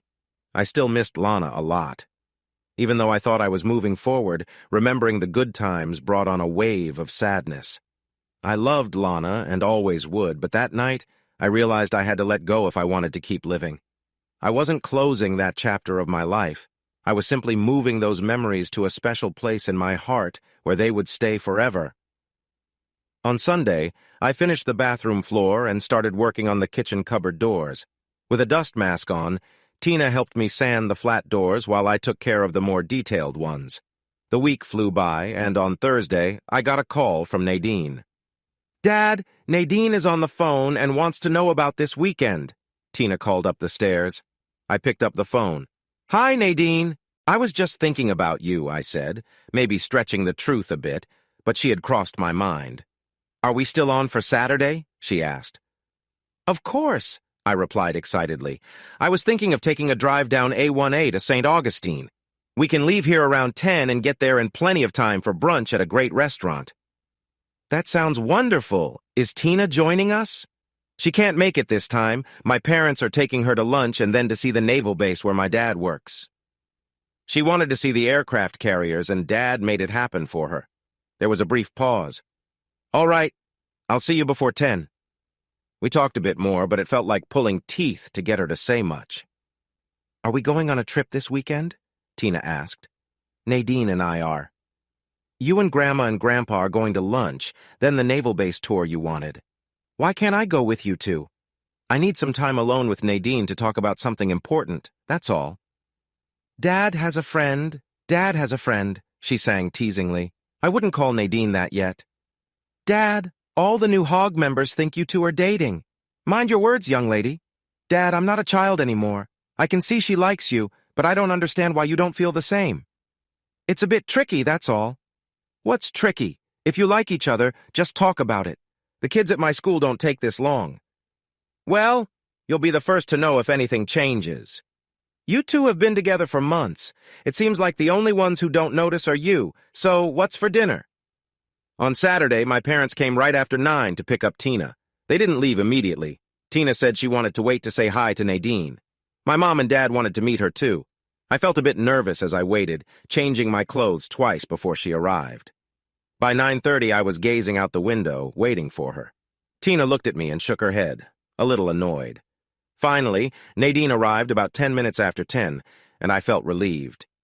Since it was her first time meeting my parents, I introduced everyone.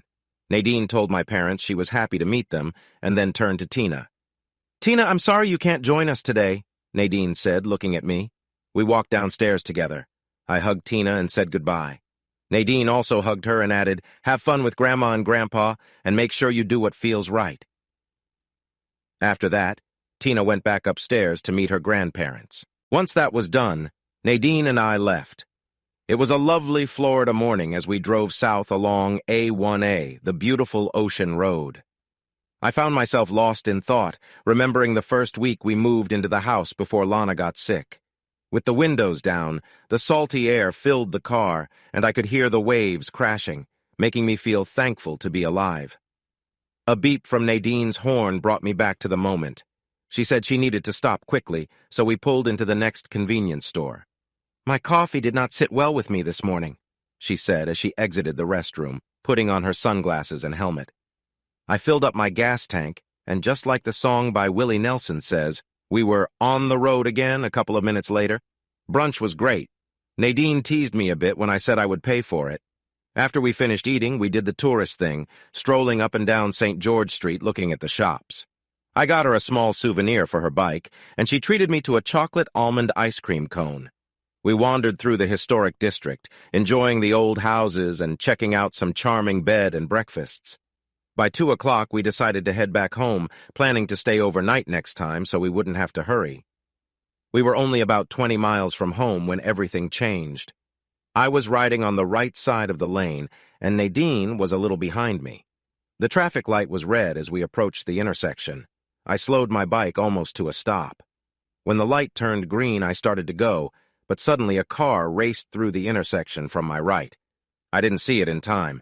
The car struck the front wheel of my bike, breaking it and sending me spinning. I don't remember hitting the car or being thrown over the trunk. People later told me I rolled about 25 feet before I landed on my back. The whole thing happened in what seemed like a few seconds. I think I lost consciousness when I hit the car or the ground. Luckily, I had my safety gear on and it did its job. The car finally stopped, along with several others. Everyone was on their phones, calling for help. I was in shock, unsure of what had just happened, but I was grateful that I wasn't severely hurt. There were loud voices around me. A young man kept apologizing over and over. Others were telling me not to move in case I was injured. After checking my legs and arms, I felt relieved that everything seemed to be fine. "Naiden!" I called out as the first police car arrived, its sirens blaring. I could hear another one coming, but my mind was focused on finding her and worrying about her safety. One of the officers was trying to keep the crowd back when I finally saw Naiden out of the corner of my eye. She rushed over to me. Tears were streaming down her face. We exchanged a long look, silent for a moment, until she hugged me tightly, whispering, "I thought you were dead." "Only the good die young," I joked lightly, trying to ease the tension of the moment. I was trying my best to be tough, but I quickly realized that even though my bones weren't broken, my arms and legs were scraped, and I had more bruises than I could count. My mind was starting to clear.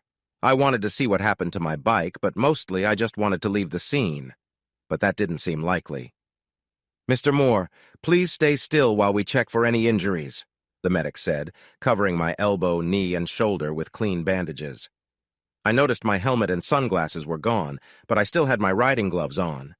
Naiden sat beside me, staring with her big dark brown eyes and a blank look. "Naiden, are you okay?"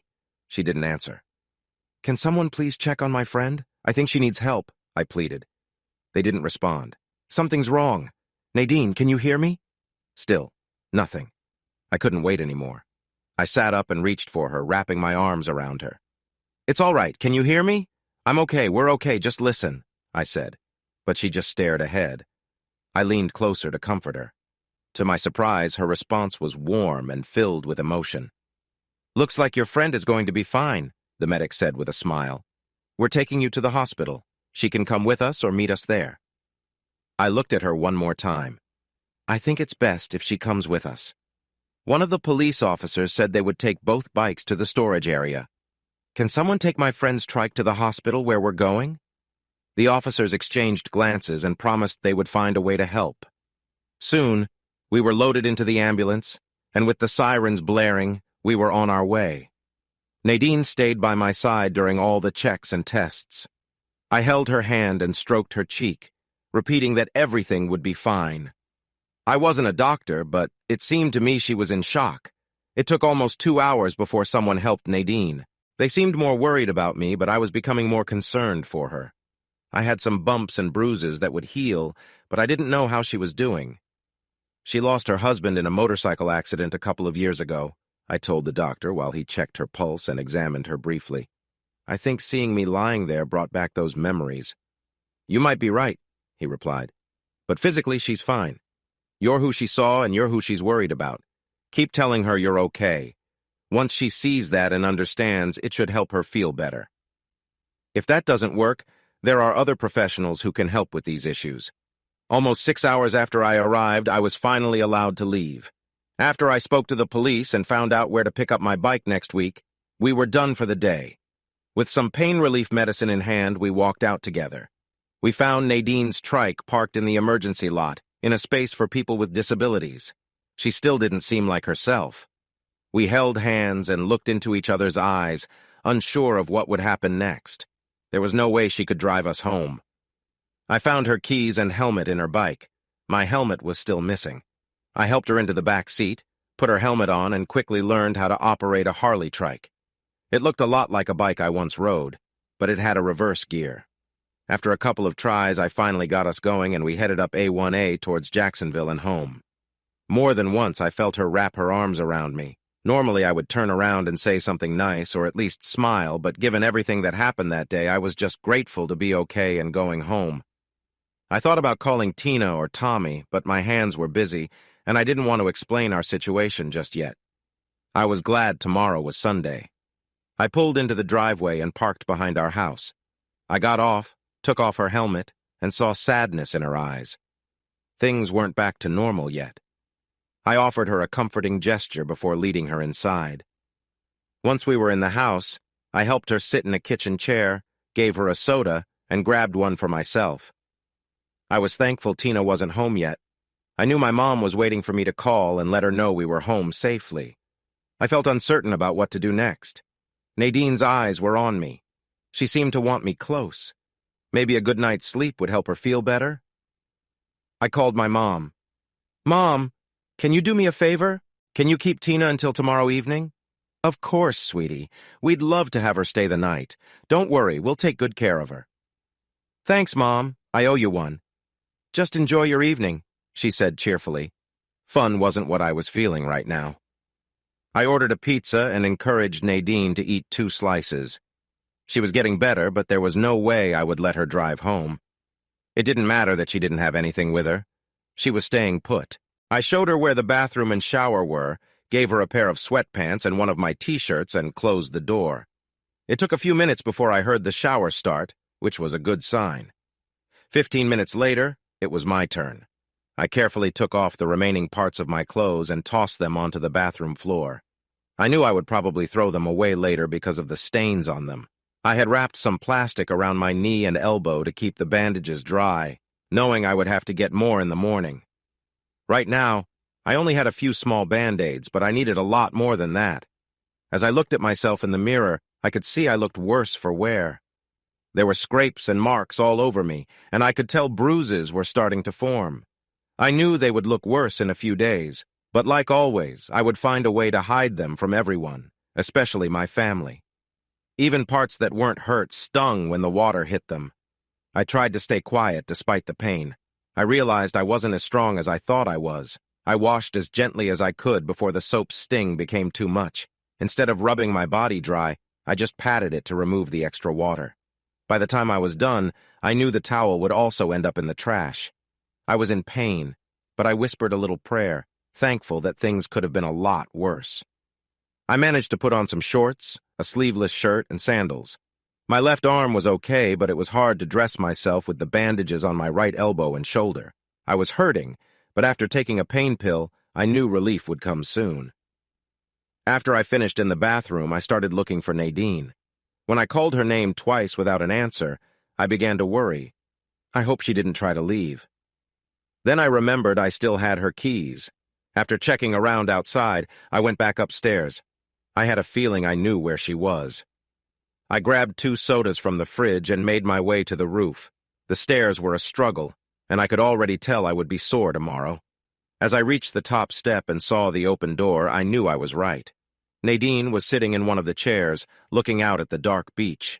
The sun had set hours ago. The cool ocean breeze felt nice against my skin. She turned around, smiled, and I handed her a soda before dropping down beside her with a thud. I was moving slowly, as if my body were heavy. It was quiet and dark, almost peaceful, as we sat together in silence. "I thought you were gone," she said in a shaky voice. Even in the dark, I could see tears starting to form again. I took her hand gently in mine. She let out a sob. "I couldn't move. You were thrown over that car before I could even reach you. You were lying still, and all I could do was stand there and look at you. My legs wouldn't budge, and it felt like my heart had stopped. All those memories came rushing back. Not again. People were screaming and rushing to you, and I felt so helpless. I'm so sorry." When I heard someone say not to move you, I knew you were still there, but I was too scared to look.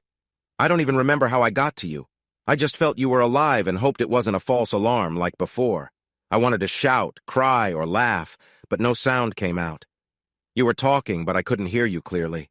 I still can't remember everything. All that mattered was that you were alive, and I hadn't lost you.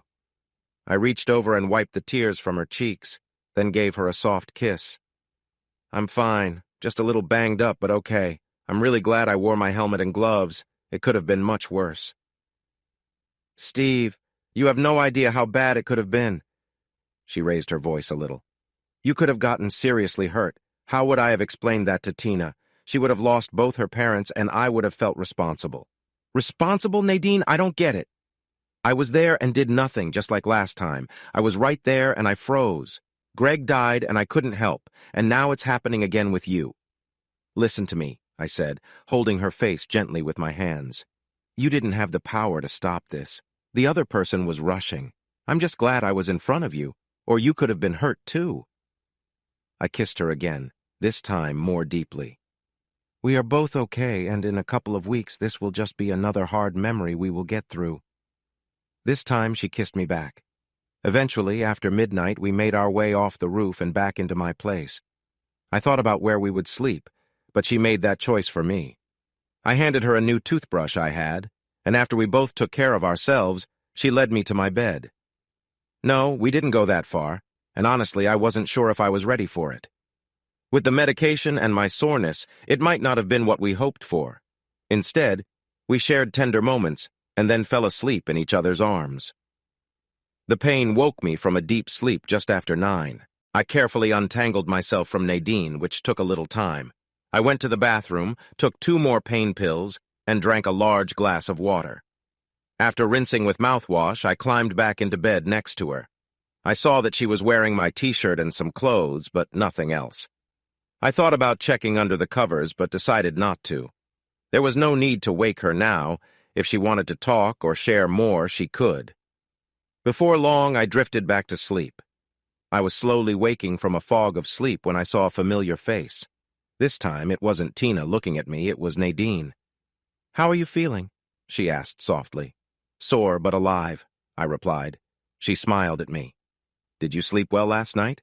I asked, gently leaning toward her. "You snore, did you know that?" she replied playfully, giving me a light push. "I don't snore. I've never snored," I said. "Believe me, you do. I'm surprised your wife never pointed it out." "Maybe it was the pain pills I took?" I suggested. "Sure, keep telling yourself that." I was going to tease her a little, but decided against it. Instead, I leaned in and gave her a soft kiss. It was sweet and lingered, leaving me wanting more. "I'll be back in a moment," she said as she got up to go to the bathroom. I could hear the toilet flush and the sound of water running. I didn't stare, but I realized Tina was right about something. Now, what were we talking about? The next half hour was filled with gentle kisses. We explored each other's hands, taking our time. I could feel how she felt and began to wonder about my own feelings. Was I being too careful? If she wanted to stop, she would tell me, right? I reached out slowly, and when she didn't pull away, I continued. Our breathing got heavier, and we felt more connected with each passing moment. I noticed her hesitance, so I was gentle. As I leaned in, the moment felt warm and tender, bringing us closer together. We were lost in each other, letting everything else fade away. I continued until she began to relax. After, she took my hand and rested her head on my shoulder. I could feel her breath and was unsure what to say next. She mentioned she hadn't been with anyone since her husband passed away, which made things a bit awkward. We ended up laughing about it. She got up and brought me a warm washcloth. After cleaning up, I set the cloth aside and she smiled at me. We talked about having breakfast before getting into anything serious. I'd have liked to share a shower with her, but she had other plans. I decided not to grow a beard, as shaving with my sore shoulder would be hard. When she stepped out of the shower, I thought she looked beautiful. Her big brown eyes showed thanks for my quiet acceptance of her. "Later, food first," she said, playfully nudging me toward the shower while she wrapped her long hair in a towel. This morning's shower wasn't any easier than the one last night. I didn't bother with the plastic wrap this time. No matter what, the bandages would get wet anyway. I felt discomfort even with the pain meds, knowing it would probably last for the next week. We decided not to take the motorcycles and instead took my car. After passing on Denny's because it was busy, I found a small diner a couple of miles down the beach that was nearly full. The coffee was good, but the bacon and buttermilk pancakes were exceptional. I had to give up after 5 pancakes, 2 eggs, and 4 pieces of bacon.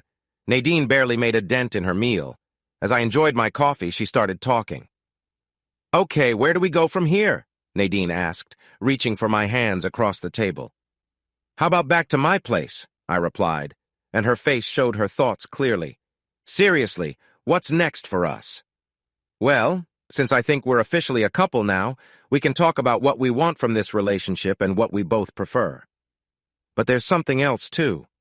There's someone we both know. She's short, has light brown hair, and can be quite a handful sometimes, especially when it comes to us. Did you know she said we've been a thing for a while, even if we didn't realize it? Steve, you know I have my feelings about Tina, but there's something important we need to discuss, even if I'd rather not do it here." "That's fine. I've had enough coffee. Let's go back to my place. Tommy will probably bring Tina back after lunch, so we have maybe 2 hours. We held hands on the way back, talking a little. Once we were inside, we sat down on the couch in the living room. "Steve, I don't know how to say this easily, so I'll just be honest, I might not be able to have kids," she said, waiting to see how I would react. "Did you hear what I said? The doctor said that because of the accident, it might be hard for me to conceive. They mentioned options like in vitro fertilization, but that feels too technical for me. Since Greg passed, I haven't even thought about marrying anyone or starting a family. So if you want a big family, I don't think I'm the right person." She paused, taking a deep breath. "Naiden, I'm not looking for a big family. One more child would be nice, but it's not a deal breaker for me. I've already got Tina, and if you can't have kids, we could think about adoption if we want another. Also, because of my leg, I can't ski or hike for any distance. I can dance, but there's a lot I can't do. My leg will never be the same." She looked down, saying, "And it's not the best sight either." She was being open with me, almost as if she was checking my response, none of which had been a deal-breaker so far. "I still keep in touch with Greg's parents, and probably always will. I'm their only link to their son." She started to tear up again. "Naiden, I still talk to Lana's parents, and Tina has a good relationship with them. I would never come between you and them. That's just not who I am. As for skiing, hiking, or dancing, that stuff doesn't matter to me. I'm excited to get to know you better. I know a little about you, but I want to know a lot more. Honestly, Tina probably knows more about you than I do. You're right. We've even had some deep talks about you. She understands you a lot better than you might think. But one thing I realized right away is that you mean everything to her right now. I don't think she could be any closer to you if she tried." I thought I knew that, but it felt good to hear it from someone else. "Tina thinks very highly of you and has encouraged me many times to reach out." "And why didn't you?" "I guess I just wasn't ready to move on. Lana wasn't just my wife. She was my best friend. We did everything together. When she got sick, we fought hard to get through it. When she died, it felt like I lost a huge part of myself. Wanting to know you better helped me find the strength to start moving forward. I keep Lana in my heart, but I want more than just memories now. I want someone real, someone to share my life with.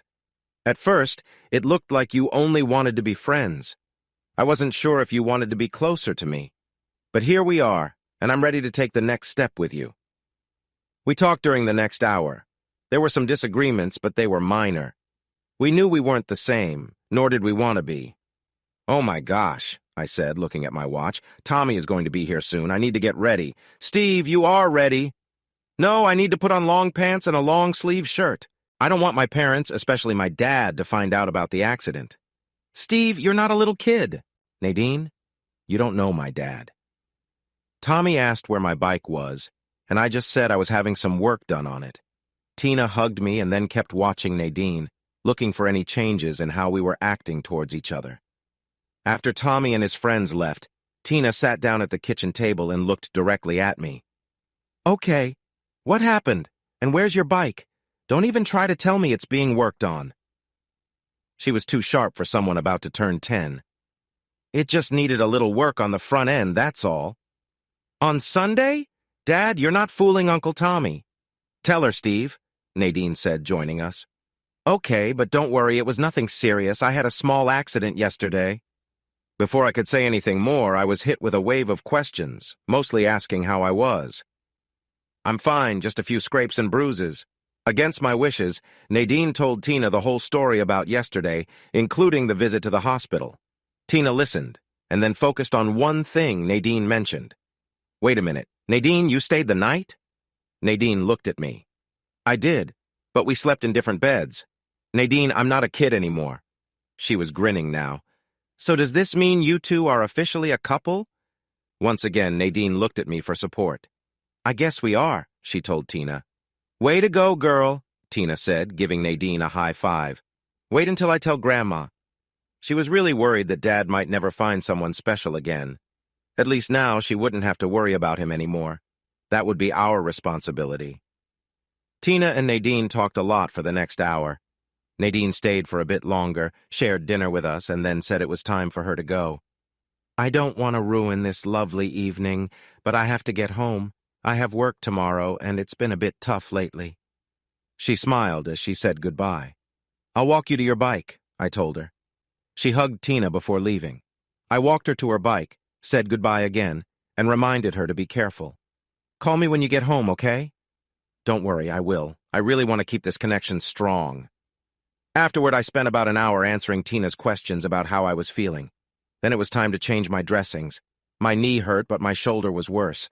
It was swollen with ugly colors and aching badly. I knew it was time for another pill. I placed some old towels on the bed to catch any blood that might seep through the bandages. Just as I was getting ready to settle into bed, Naiden called. Did you miss me? You know I did. Why not come back so we can chat? So that's what we're calling it now? How else can we get to know each other if we don't talk? Steve, there's something important we didn't mention before. We're exclusive, right? No one else? Naiden, I said gently.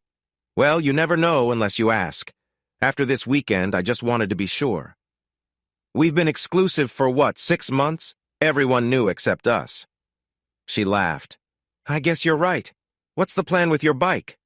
I'll call my insurance tomorrow, send them the accident report, and let them know about the bike. I didn't really see it after the accident. How bad is it? Let's just say you might want to start looking for a replacement. That bad? What I saw wasn't good. The front was badly damaged, the left side was all scratched up, and the rear tire didn't look great either. It might be time to find another bike. You have good insurance, right?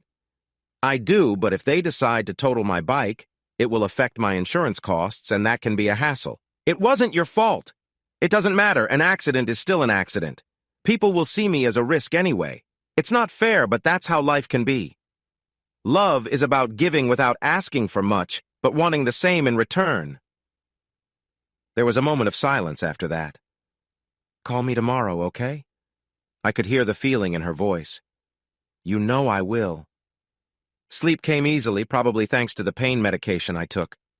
I was glad I set both my radio and phone alarms because I barely noticed when they went off.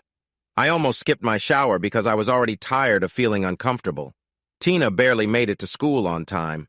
The next few days were busy. I filled my calendar with doctor visits, meetings with the insurance person, and trying to keep my injuries from my boss and family. But secrets don't last forever. Somehow my dad found out. Even though he didn't say anything, after our talk the next weekend, I sensed that he knew.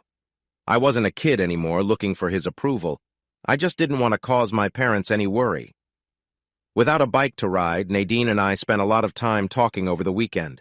When Tommy invited us over to his house in town on Saturday evening, I mentioned I would bring Naiden along. I thought you two weren't together, he asked. Things have changed a bit. Everyone liked Naiden. When the women headed to the kitchen, I felt nervous. Whenever women gather, it usually means they will have many things to discuss, especially about me. I hoped they wouldn't put any doubts in Nadine's mind. We became the focus of conversation. As we were leaving, I kissed my mom goodnight and she whispered in my ear, "Don't mess this up." I felt like I already knew enough about Naiden. My dad shook my hand and told me he hoped I felt better soon. He was just letting me know he understood. Parents always seem to know things, no matter how old you get. That was fun, Naiden said on the way back to my place, watching me drive. Do you think it's fair that you know all my secrets and I know so little about you? I asked. Ask away. I'll tell you anything you want to know. Maybe later. Right now, I just want to change into something comfortable. I wondered if Naiden would ever feel relaxed enough around me to wear something other than long pants, which was all I had seen her in so far. Nothing had been mentioned about that night. Was she hoping to stay over? We weren't in high school anymore, and it was fine for her to stay, but it felt new. I didn't want her to feel pressured, especially with Tina to think about. What's wrong? She asked as we stepped into my place. I paused before asking if she was free later. Oh, I'm glad you asked. Can I spend the night? I'll need to call my mom, but I know she'll say yes. Then she shot me a teasing look. Steve, I can't read your mind. If you want something, just say so. I hinted at my interest in a gentle way. This time, I wanted to connect with her completely. I lightly touched her knee to show my feelings. When she tried to move my hand, I whispered, No, I want to be close to you. I think you're amazing, just the way you are. Our feelings filled the space around us. An hour later, I lay next to her, hoping Tina hadn't noticed us. Naiden tried her best to stay quiet, but I worried the neighbors might have overheard her happiness. I was just thankful I had been careful earlier in the week, considering everything. I still wasn't moving around as easily as I wanted, but we made things work. "Why were you being careful?" Naiden asked. "Are you worried about something?" "I just think this isn't the best time for surprises." "Steve, didn't you hear me last time? It would take a miracle for that to happen." "Look, my dad surprised my mom when they thought she couldn't have more kids. My brother had similar surprises, too. Men in my family have a habit of creating unexpected situations, and I don't think you want that right now. Do you?" "That's exactly my point. You make decisions without talking to me." She tried to look annoyed. "You want a child?" I didn't say that either. "We need to discuss everything that involves the three of us." She was right about that. I wouldn't overlook that again. I glanced at the clock and saw we had time for one more moment together. After some difficulty in adjusting, Naiden suggested it was her turn to lead. I wasn't a big fan of this idea since I liked being in charge, but it worked for us this time. For a moment, I thought of Lana. The warmth I felt after being with Naiden reminded me of all the wonderful moments I had with her. I felt a twinge of guilt. "A penny for your thoughts," Naiden said, smiling at me. Then she added playfully, "You really know how to push my buttons, I'll give you that." "Naiden, I don't want you to be upset, but I have a personal question for you." "Go ahead. After what we've just shared, there can't be too many secrets left. Please don't take this the wrong way." I hesitated. "When you're with me, do you ever think about Greg?" "Already bringing up your late wife, huh?" She gave me a serious look, and I worried I had messed up this time. "Relax. I'm just surprised I didn't mention Greg's name when I was wrapped up in the moment." "So, you're not angry?" "Steve, we both have pasts with two special people who meant a lot to us. They were taken from us, or we would still be with them. I think about Greg every day, and I know he'd want me to find happiness. I'm sure it's the same for you and Lana. I'm just thankful we have this chance to maybe find a little of what we once had with them. But listen, if I find you thinking about someone else, we'll need to talk." With that assurance, things smoothed out. On Thursday afternoon, my insurance agent finally got back to me. "Steve, we sent your bike to Daytona Beach Harley-Davidson for a second look. We already had one estimate, but we wanted another opinion." "So, what's the damage?" "I'm afraid you won't like it, but we've decided to total the bike. Fixing it would cost more than it's worth." I expected this news, but I was surprised by the amount he told me. "Don, that's a lot less than I thought. The bike hasn't even been used much, and it cost over $32,000 to build." "But Steve, you didn't pay $32,000 for it." "That doesn't matter. We're discussing its value. The bike is worth at least $30,000. I paid over $25,000, and you're offering me $22,000. If I get a lawyer and fight this, you'll end up spending more in the long run. How about you meet me halfway? Just give me $23,500 and we're done. I'll buy another bike, and you'll keep the policy." He was still hesitant. "I'll even let you take a look at my beach house. If your offer is good, you'll get the house in exchange, which will make up for any loss on the bike. Deal?" I knew he had more room to negotiate than he was showing. I worked in insurance, just not for personal items. I had insured the bike for $27,000, thinking repairs could be expensive. He agreed, and we moved on to discussing the beach house. It was a good deal for him because insurance was pricey for any property near the ocean, even 1 block away. 3 days later, I had the check and took my 2 girls to see what bikes were available. "You have to buy a Harley. The only question is, how much do you want to spend?" Naiden said as we walked into the dealership with Tina. I was thinking of a used model, maybe 1 or 2 years old. Everyone warned me not to get a bike that was too small because I might want to upgrade later. They said I'd end up losing money on the trade. After talking to the Harley dealership salesman, he made a suggestion. "The smallest bike I'd recommend is a Road King. It has a windshield, storage bags, and is comfortable for 2 riders." I noticed Tina didn't look too excited about what I was considering. "Dad, what about that one?" she asked, pointing to a shiny crimson bike with a full fairing. "It has a trunk and a nice backrest. I'd be comfortable riding on this one." Naiden chimed in with her thoughts. "Steve, You might enjoy listening to the radio on your daily trips to work, and Tina can enjoy her music during our rides, I said. There were many models to choose from. I think the best way to decide is to try them all, I suggested. So we took the time to test ride all the available bikes, from the Road King to the Screaming Eagle Ultra. Most of them were new except for the Screaming Eagle, which was usually ordered specially. However, it was quite expensive at about $35,000, way over my budget. I learned that used bikes weren't much cheaper than I thought. The one-year-old bikes were almost as pricey as new ones, and the warranties weren't very good. We spent almost 4 hours looking around. When I finally narrowed it down to 2 choices, I decided to think it over overnight. Afterward, we went out for pizza at Donato's. I was conflicted. My mind kept wandering back to the bikes. Thankfully, Naiden drove us in her Mustang, while I focused on the motorcycle dealership. Even at the restaurant, I was distracted. "Hello, Steve," Naiden called, trying to get my attention. "I'm sorry, I'm just worried about spending a lot of money and I want to make the right choice," I replied. "Both bikes are really nice, and I'm sure you'd enjoy either one, but is that enough reason to miss out on the 2 best-looking women in here?" That comment brought me back to the moment. I still thought about the bikes, but I was also noticing more around me. Naiden drove us back to the beach house. I could tell she wasn't ready to head home just yet. "Do you want some company tonight?" I leaned over, smiled, and asked her. "I don't have anything fancy to offer, but I could share some fun moments with you." I decided I wanted to spend more time with Naiden. While Naiden was in the shower, Tina asked me if Naiden was more than just a friend. She was getting used to having Naiden around, especially on weekends. It was becoming everyday life for her to see Naiden next to me on Saturday and Sunday mornings. I looked at Tina, trying to find words to explain it.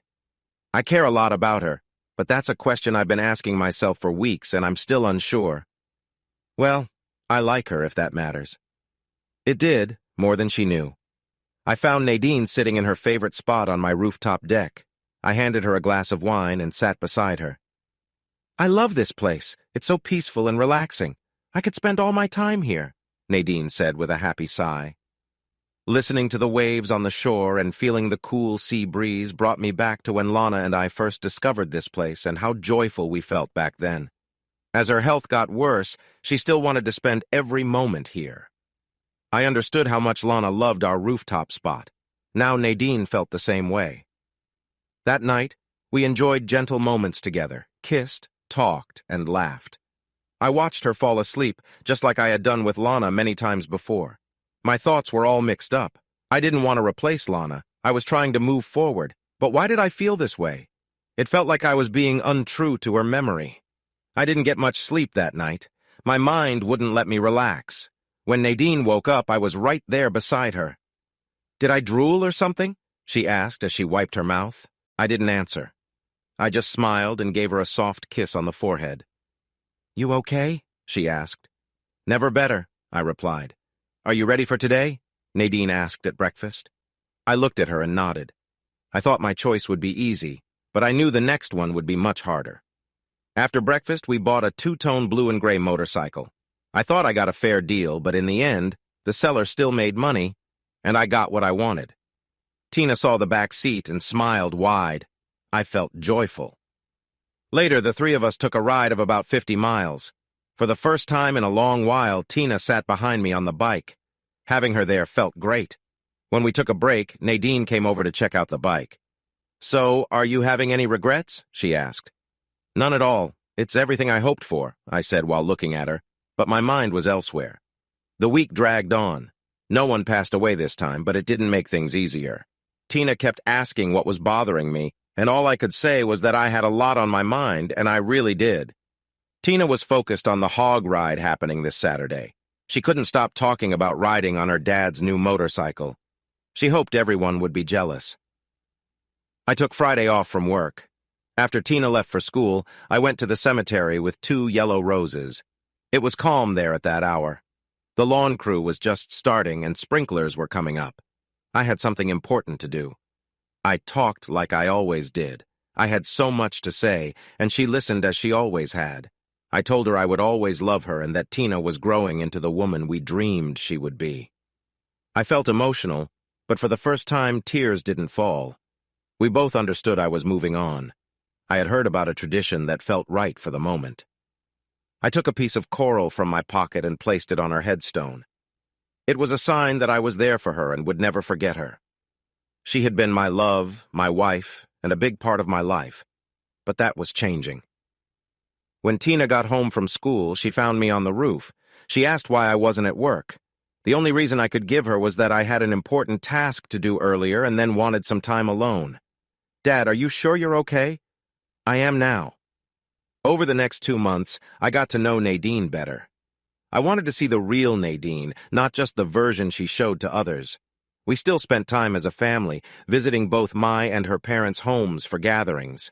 Naiden had an older brother and a younger sister who was engaged to someone I didn't think was right for her, but I kept that to myself.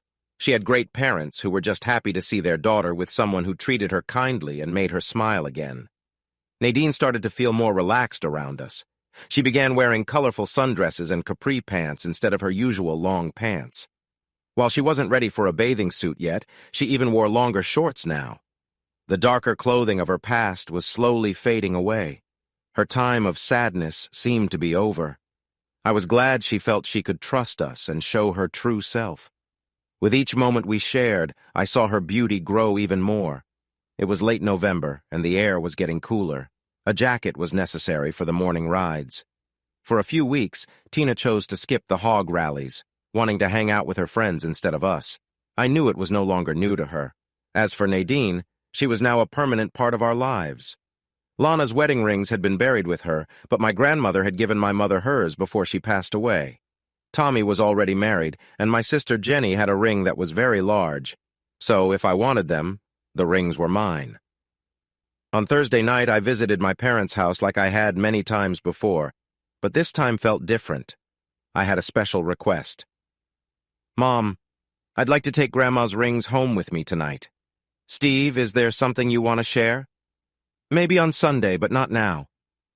She went to her jewelry box, got the rings for me, and put them in my hand. "She's a wonderful girl. I'm sure you two will be very happy together," she said, and we shared a warm moment. On Friday night, Naiden brought over ribs for dinner. There was a great rib place on her side of town. They weren't as good as the ones I knew up north, but they came close. At the last moment, Tina asked to go to a movie with one of her friends and get pizza afterward.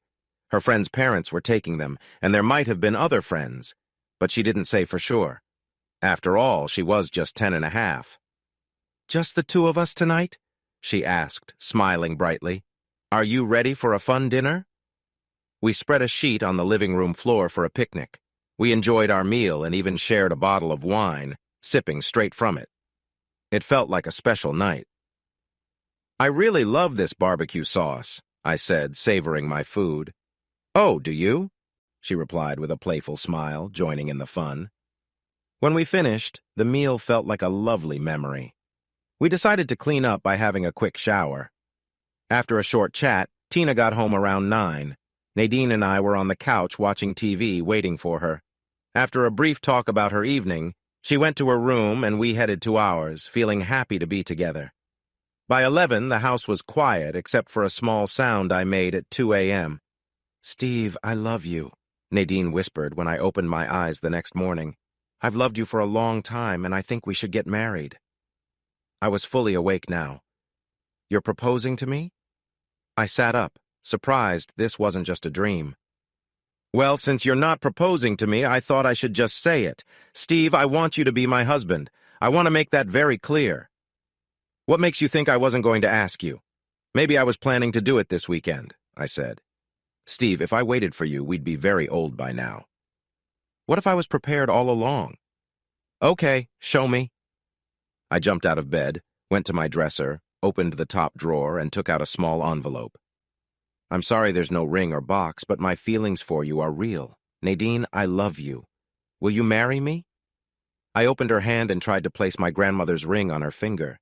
It didn't fit, but it was the thought that mattered. My grandmother had small fingers, so the ring would need resizing, but the stone was beautiful. Naiden looked surprised, smiled, and hugged me tightly. "So what do you say? Will you let me be your husband?" "Only if you promise to be my wife first." "That'll be the day." Years later, we would still playfully argue about who proposed first, and I would remind her that I had the rings. We spent Saturday together enjoying each other's company. We told Tina at breakfast, asking her to keep it a secret until we spoke to our families. She was curious about why we were waiting. "Honey, we want a little time to ourselves before everything gets busy." We all had breakfast on the roof, and after that, Naiden and I walked along the shore for about an hour. We talked and relaxed, and by midnight, we were tired but very happy. The next day, we had breakfast with her parents and lunch with mine. Neither family was surprised, but both were grateful that we had found each other. And then it all started.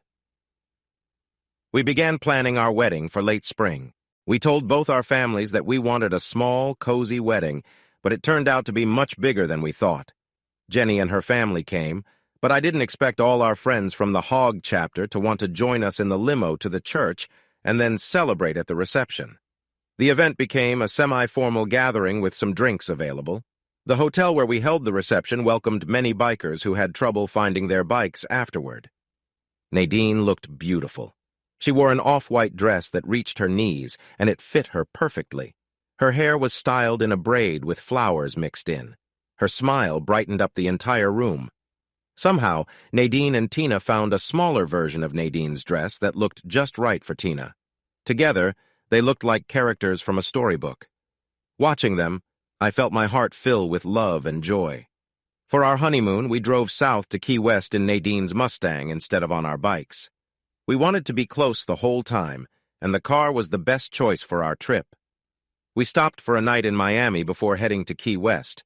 We had booked a nice but affordable bed and breakfast and spent 4 days exploring the Keys during the day and enjoying the stunning sunsets from the dock at night.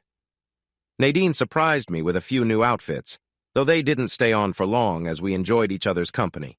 We shared many thoughtful conversations during those days in Key West. We really made the most of our time together. On our way back, we stopped to rest, and I admired a beautiful motorcycle nearby. I was so lost in thought, looking at all its details, when the owner came over. "You want to buy it? I can give you a great price." I looked at Naiden. She didn't say anything. I've been there. Now I prefer what I have next to someone I really love. We climbed back into her Mustang and continued our trip, enjoying the lovely Florida weather and the happiness of being with someone I felt meant to be with.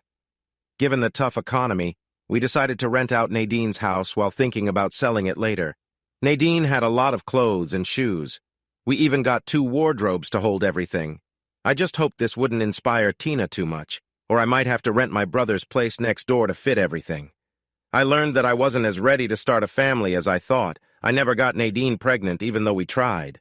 3 years later, Nadine's sister lost a close friend and her husband in a car accident. They had a 3-year-old son, and no one in the family could take care of him. We spent a lot of time talking about what to do with each other and with Tina. A few months later, after learning about Danny, we decided to adopt him and bring him into our family. It wasn't easy, and there were times when I doubted our choice. Still, over time, we came together as a family. We all understood what it meant to lose someone special, even if it didn't make things easier for Danny. At 13, Tina was a big help.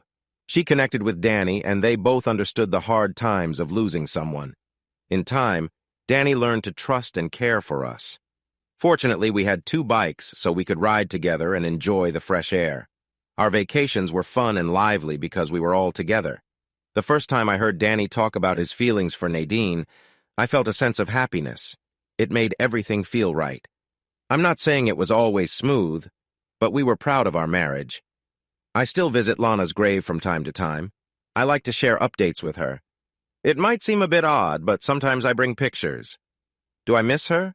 Yes, I think I always will, but I have a new love now, and I know Lana would want me to be happy.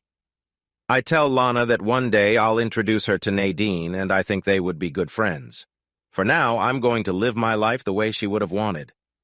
Even though it felt like I lost a part of myself when Lana passed, I am thankful to have met someone who brought joy back into my life. Hey, listeners, if you enjoyed watching this video and want to stay updated with our latest content, don't forget to hit that subscribe button and turn on notifications. You won't want to miss out on what's coming next. Thanks for watching, and see you in the next video with Queen Cheating Tales.